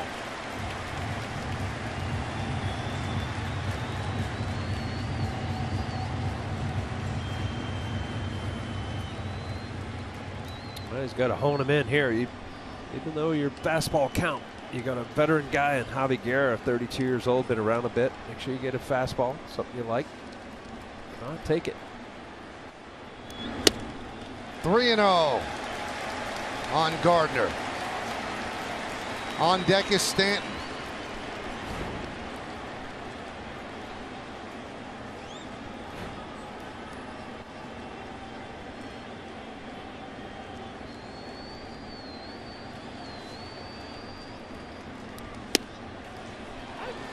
Three and one.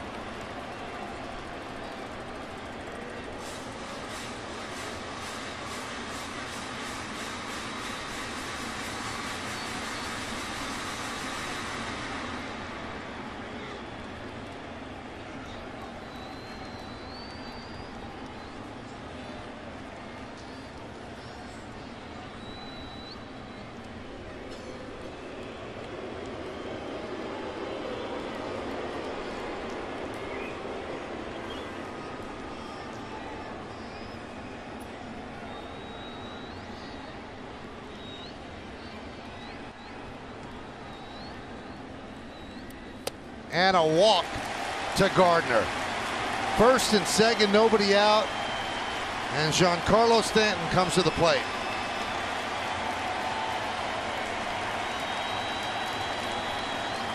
Well, here's that dramatic moment. 299 lifetime homers.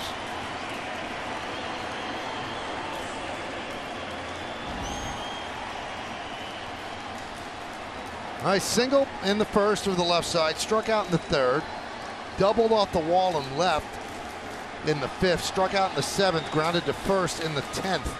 So here he is in the 12th with a chance to give the Yankees the lead. Fouled that one straight back.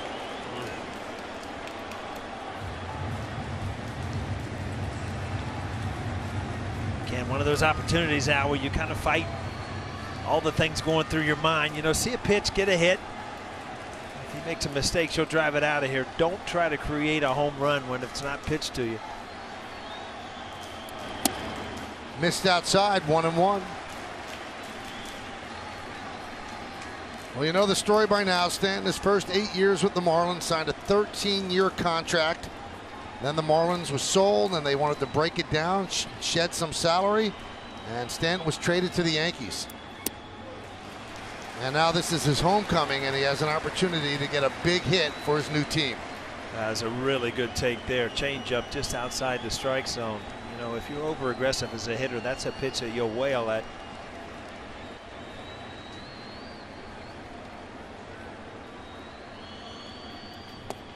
Three and one on Stanton.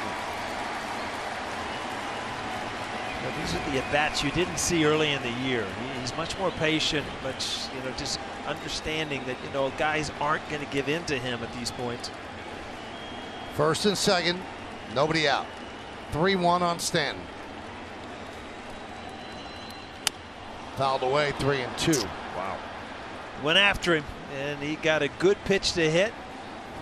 Tried to shoot it out the other way. You see his direction all close and just tried to launch this to right field. Just fouled it back.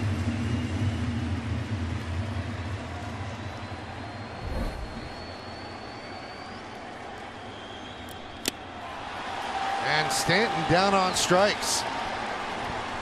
Got back to 3-2 and went to that off-speed pitch, and Stanton out in front. The pitch was to hit was a 3-1 pitch, and then he got a nasty off-speed pitch here.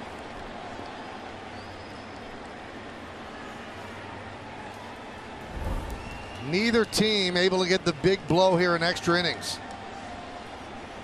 Now the baton is passed to Aaron Hicks. Hicks is 0 for 5. Oh, you can make it 1 for 6 and feel really good about it right here, Michael, believe me. And he gets plunked, and he is in pain, and that'll load the bases.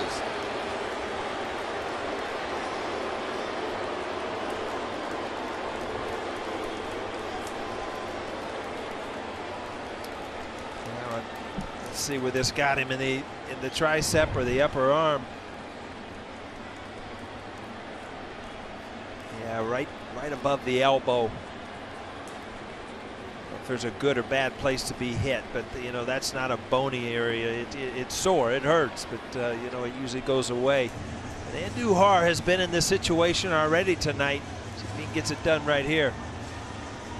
Wearing an arm guard tomorrow? Probably. I'm surprised he didn't. Did you wear one? You didn't like it? I never got used to it, but now the way that you have half face masks and arm guards and protection, I mean, it's just the fear of getting hit is not nearly as much, I would think. No, but I mean, actually, when we played, there were a lot of guys with big. Yeah. Vaughn comes to mind. Of course, Barry Bonds. Bonds used to have it halfway over the plate, I think, right? Usually forearm to tricep. Hard plastic, it would just ricochet off there. All right, so a trip to the mound, and now it's Guerra against Andujar. Bases loaded, 1 out. Missed outside, 1-0.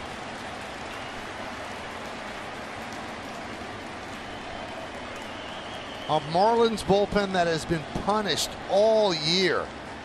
The Yankees have been unable to break through. 12th inning, 1-1 game. 2-0. Again, fight it out. I mean, if you're a hitter, if he wants to walk you, you win walking too. Don't force a strike here. Make him throw one.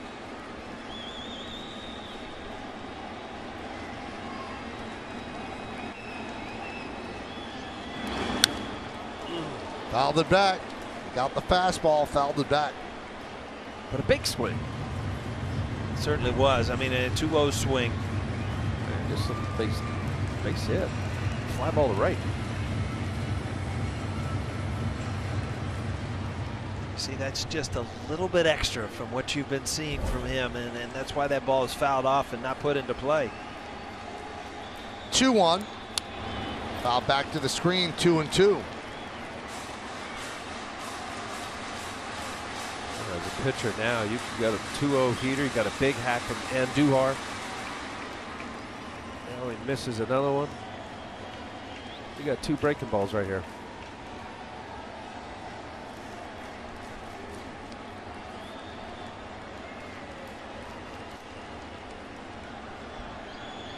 And the pitch. Just got a piece and fouls it back.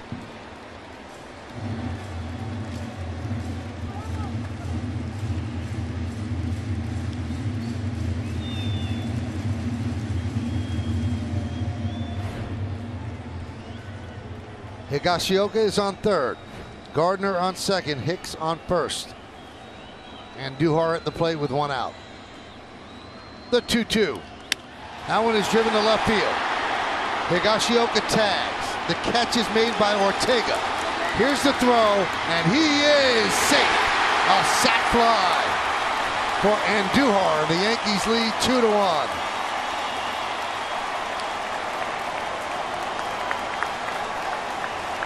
Again, a good job by Andujar. He got way ahead in the count, and then he allowed him to get back in the count by over swinging, but then a good swing on this ball to get the job done. Fly ball deep enough to get Higgy in from third. Went back to the high fastball, something he was able to get on top of. Hey, this is a good throw right here. Rivera. That is not a left field arm. Well, I'm telling you what, Al, I'm with you. I'm very surprised he got a fastball in that situation, thinking that he was going to go breaking ball to try to get a strikeout from Andujar. I said Rivera. Ortega moved from right field to left field. 1-0 on Bird. And that's off the glove of Real Muto. And the runners move up.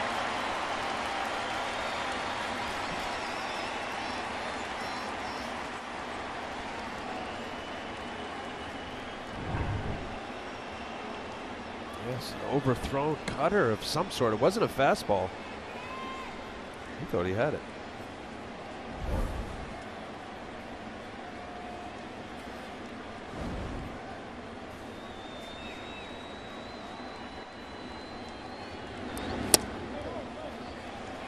(3-0) on Bird. Bird is 0 for 5 tonight. First base is open, but Torres is on deck. Yankees lead 2-1 here in the 12th inning.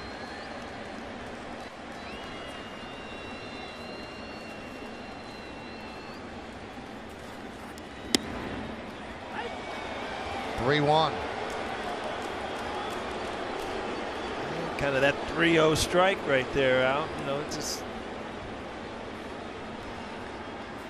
never understood why the strike zone got bigger. 3-0. 3-2.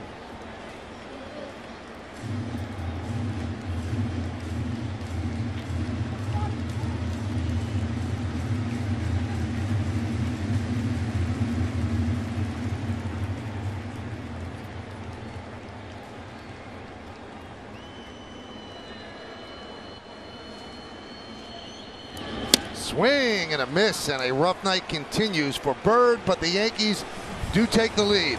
A sac fly by Andujar, their 47th sac fly of the year, and now Chapman will try to close it out. The Marlins just could not get the big hit. Bases loaded, nobody out in the 11th, and they don't score, giving the Yankees a chance to score in the 12th, which they do. And now Chapman will try to close this out.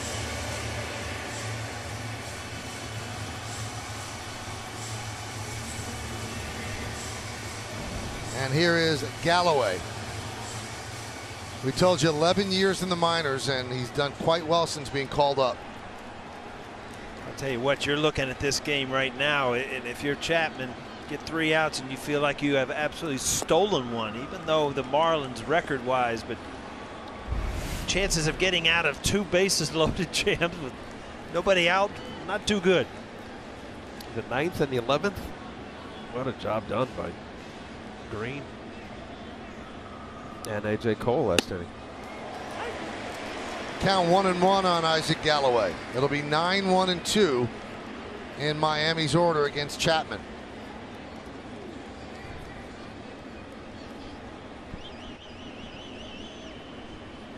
And the pitch. 2-1.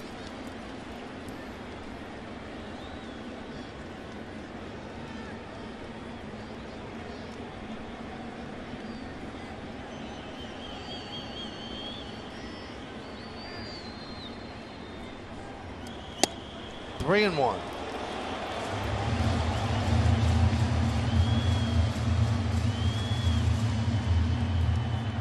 Chapman's fastball just 95 there. And his last outing 7 days ago against Tampa Bay. And that is always an issue with him when he has that much time off. He thought that was a strike. Instead, it was ball 4. Now the tying run is on deck or on base. I mean, that's an unusually long time. Your closer, 3 days, maybe 4. I know you got to hold him back. You want to hold for a save. You got to get more consistent work. These guys are so conditioned every day. Yeah, I think that it's going to be a challenge for Aaron Boone to, there's so many cooks in the kitchen out there that, you've got to get people work. And you got so many options now in the bullpen that sometimes it can be confusing. And this is what happens when he has a lot of time off. He cannot find the strike zone. And he signaled to the dugout to come out, and here comes Steve Donahue and Aaron Boone.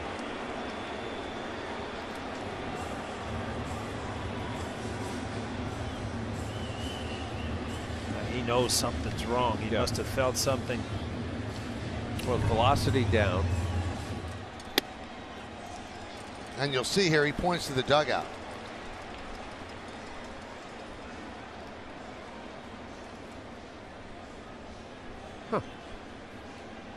You almost hope that it's something in his back or something that tightened up, because you don't want to have any arm issues, obviously.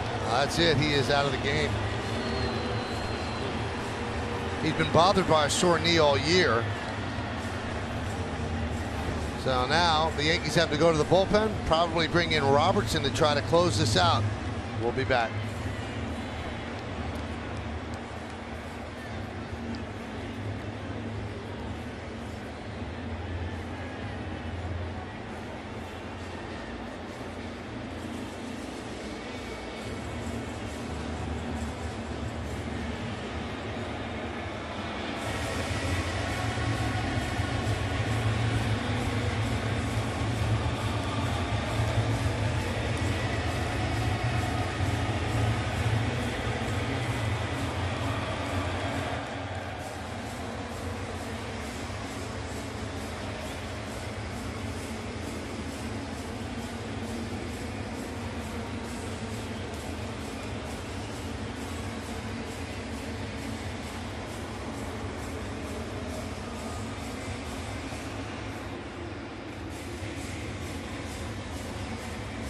Robertson. We wondered why he wasn't brought in when AJ Cole was brought in.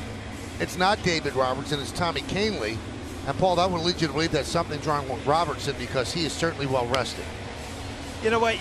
It's hard to figure out. Aaron Boone knows obviously more than we do. Larry Rothschild in the same boat. But you have what you have, and you've got a 1-run lead here in extra innings. You've got Tommy Kahnle. You're looking for 3 outs, and you can sort it all out. But the concerning thing to me right now is Chapman walking off the mound. Right.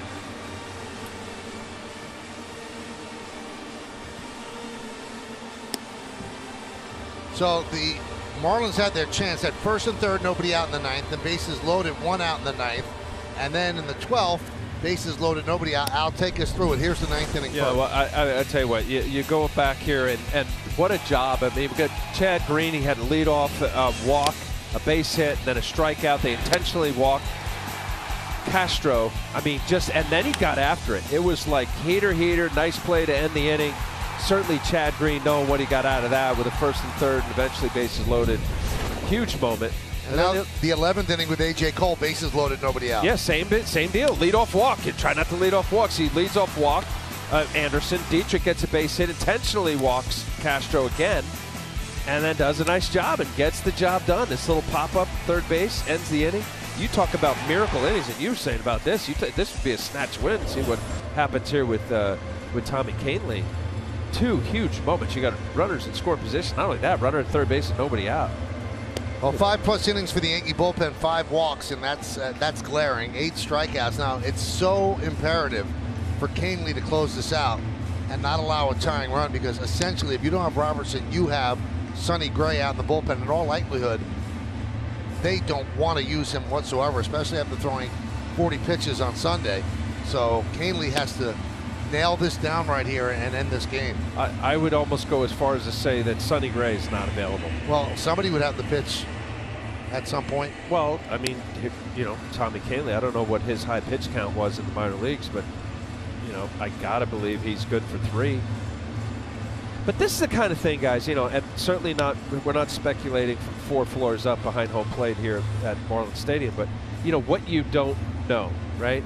I mean, as the managers, and little nicks and bumps and bruises and aches and knees and backs, and, you know, this is the strategy, and this is the mindset of what you have to deal with every single day. I mean, we talk about game by game. It's inning by inning, pitch by pitch of what goes into, you know, putting together a team and who's healthy, who's not, and not to show your hand or your cards to the opposing team.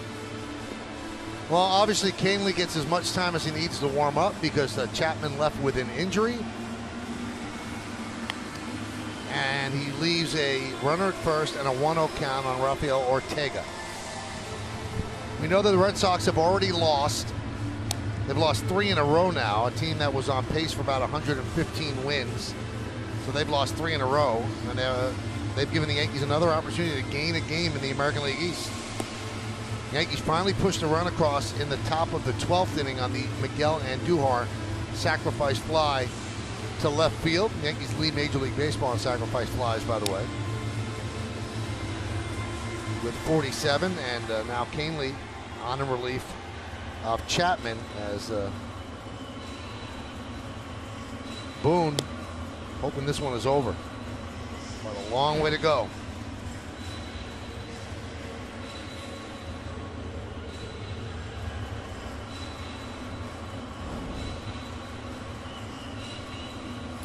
Kahnle came on Saturday's game, and went 2/3 of an inning, gave up 3 runs, 2 were earned. Looking to bounce back, a few days off. So a big spot for Kahnle, big spot for the Yankees here in the bottom of the 12th inning. 2-1, Bombers lead. Andujar in on the grass at third. And a strike to Ortega from Kahnle, 1-1.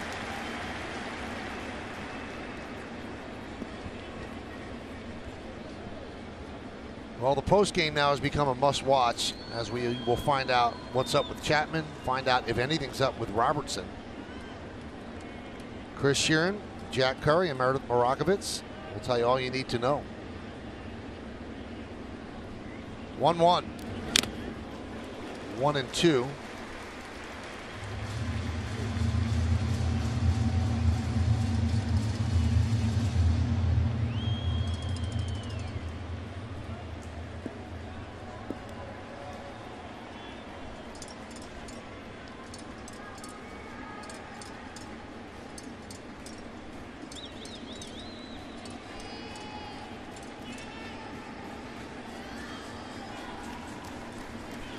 And the pitch. Foul back.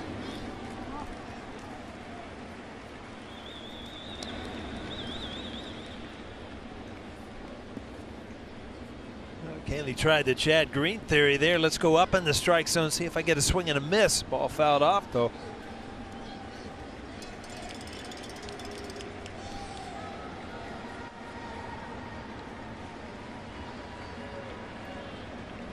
One, two.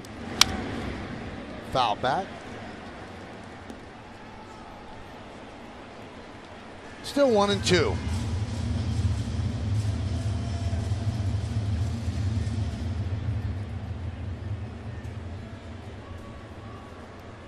Yankee runs coming in the 4th and the 12th, and the Marlin run coming in the 5th.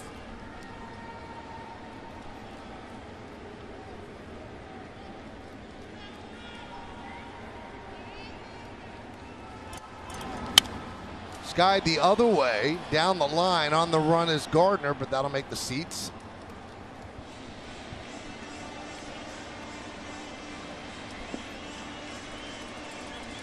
Yankees 2 runs, 9 hits, and 1 error. The Marlins 1-7-0.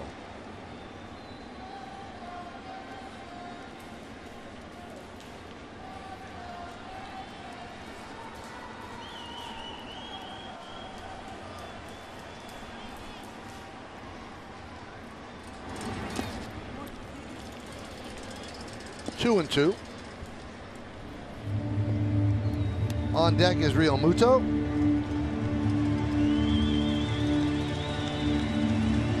And amazing, you have bases loaded, and it seems like the outs are so easy to get. You know, the Marlins are making outs, and now all you need is 3 outs, and it's like you see the nastiest at bats you've ever seen. Foul balls, staying off pitches.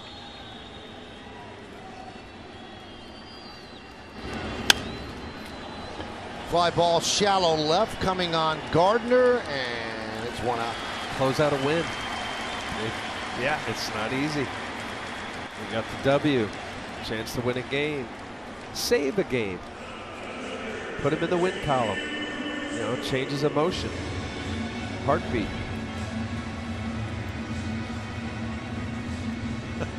Keep going, Al. You got a lot of stuff going on there. Well, I mean, because I get a kick out of people who don't think that well, not tonight, 27th out, but it's no different than the 7th inning, 6th inning, 5th inning.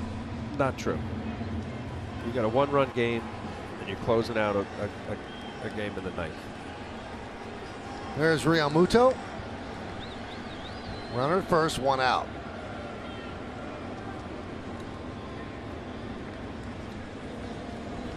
This is a big spot for Canely, who has been up and down on the Scranton-Wilkes-Barre shuttle.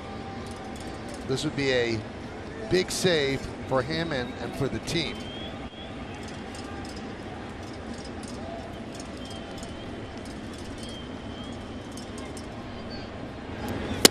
And a strike. Well, he had the shoulder tendonitis earlier in the year, and just looking at his starts and velocity, that's the first thing you look at. He's averaging at 95.4. Last year he was 97.8. Year before 97.2. So he's off of 2 or 3 miles an hour.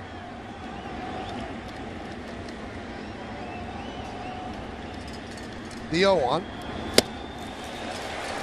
0-2.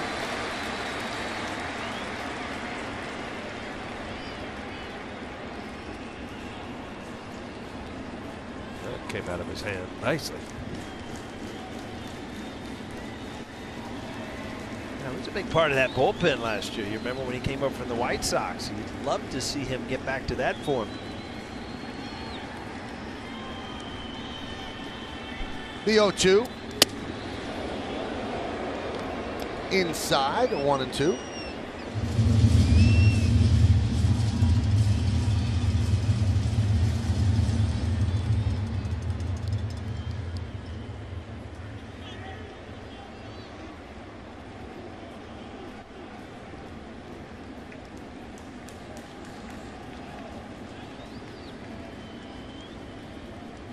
And the pitch. Strike 3. Real Muto down looking. And the Marlins down to their final out. Boy, that's a great pitch. There's a changeup. Changeup right on right, which you don't see often.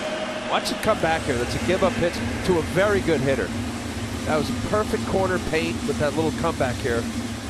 Watch sure this will just nick the corner. That is beautiful. Yeah, late movement on a changeup, and you'll get that movement. You usually see righties kind of sail it down and in. To throw that back door like that, that's good pitch. Here's Brian Anderson. He has 2 hits tonight and walked.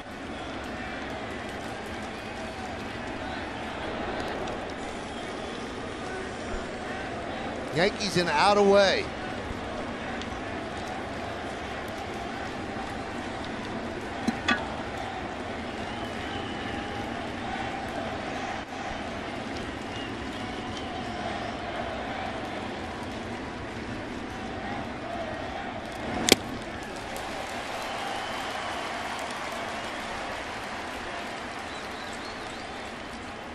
Oh, and 1 on Anderson.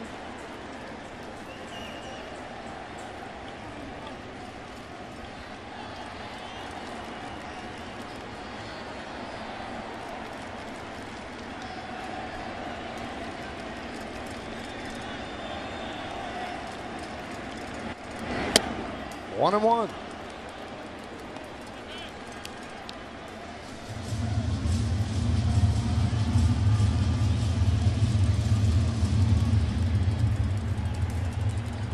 Lance Lynn tomorrow for the Yankees. Yankees hope that he's pitching to go for the sweep of this 2-game set.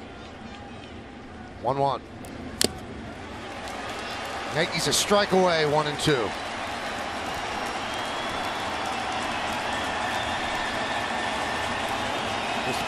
Just blew a heater by him. Does he come back with that little changeup? I'm saying fastball away here, Paul. Yeah, I mean, you don't want to challenge in. That's where you can get hurt. I mean, a fastball away, the most it can do is a single to right.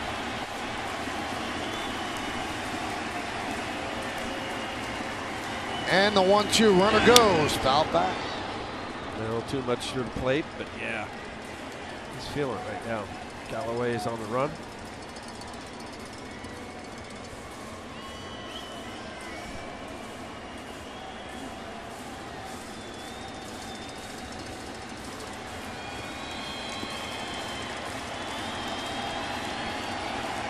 A decidedly pro-Yankee crowd, many of them standing, looking for the final out.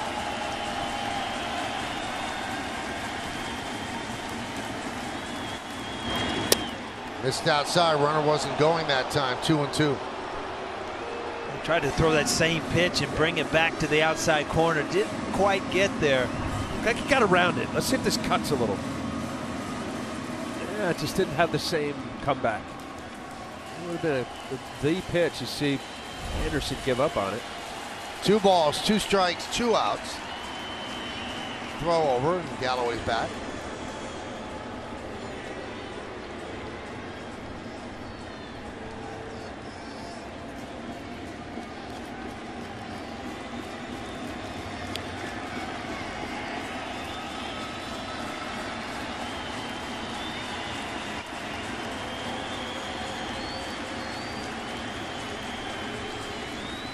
Runner goes. Throw to second. Got him! The Yankees win the game on a caught stealing. Galloway going. And a throw by Higashioka. And they get him for the final out. Let's see if the Marlins challenge. Of course they should. What would be the loss?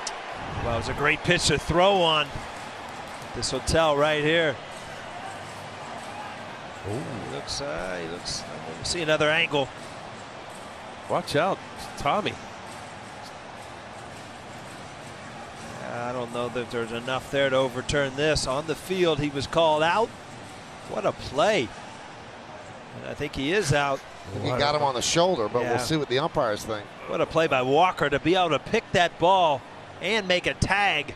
So kind of an in-between hop. This is where I feel, Michael, we were talking the other day that the call on the field actually matters, because I don't know if there's enough to overturn it. If he's called safe, I don't think you can overturn it. And if he's called out, I don't think you can overturn it. Just have to wait and see. Well, the Yankees have to wait to see if they celebrate. They do. He is out. I'm celebrating too, Michael. You got that 2-hour ride to Boca. That's right. So Tommy Kahnle, What a way to end the game. Wow. nails it down. Higashioka comes in as part of a double switch, gets the single to start the rally, and then throws out the final base runner for the Marlins to win this game. Well, with that Yankees win, you win at Papa John's. The day after every Yankees win, get a Lawrence 3-topping pizza for only $7.99 at papajohns.com with promo code YankeesWin. You think Boone is fired up? Red Sox lose, Yankees win. And this was not a game that you draw up in the laboratory. This is not the way you want to have to win a game, where you escape like Houdini situations that would dictate that the Marlins, of course, were going to score and win the game. But not to be. A sac fly by that kid wins it for the Yankees. 2-1. More to come from Miami. Stay right here.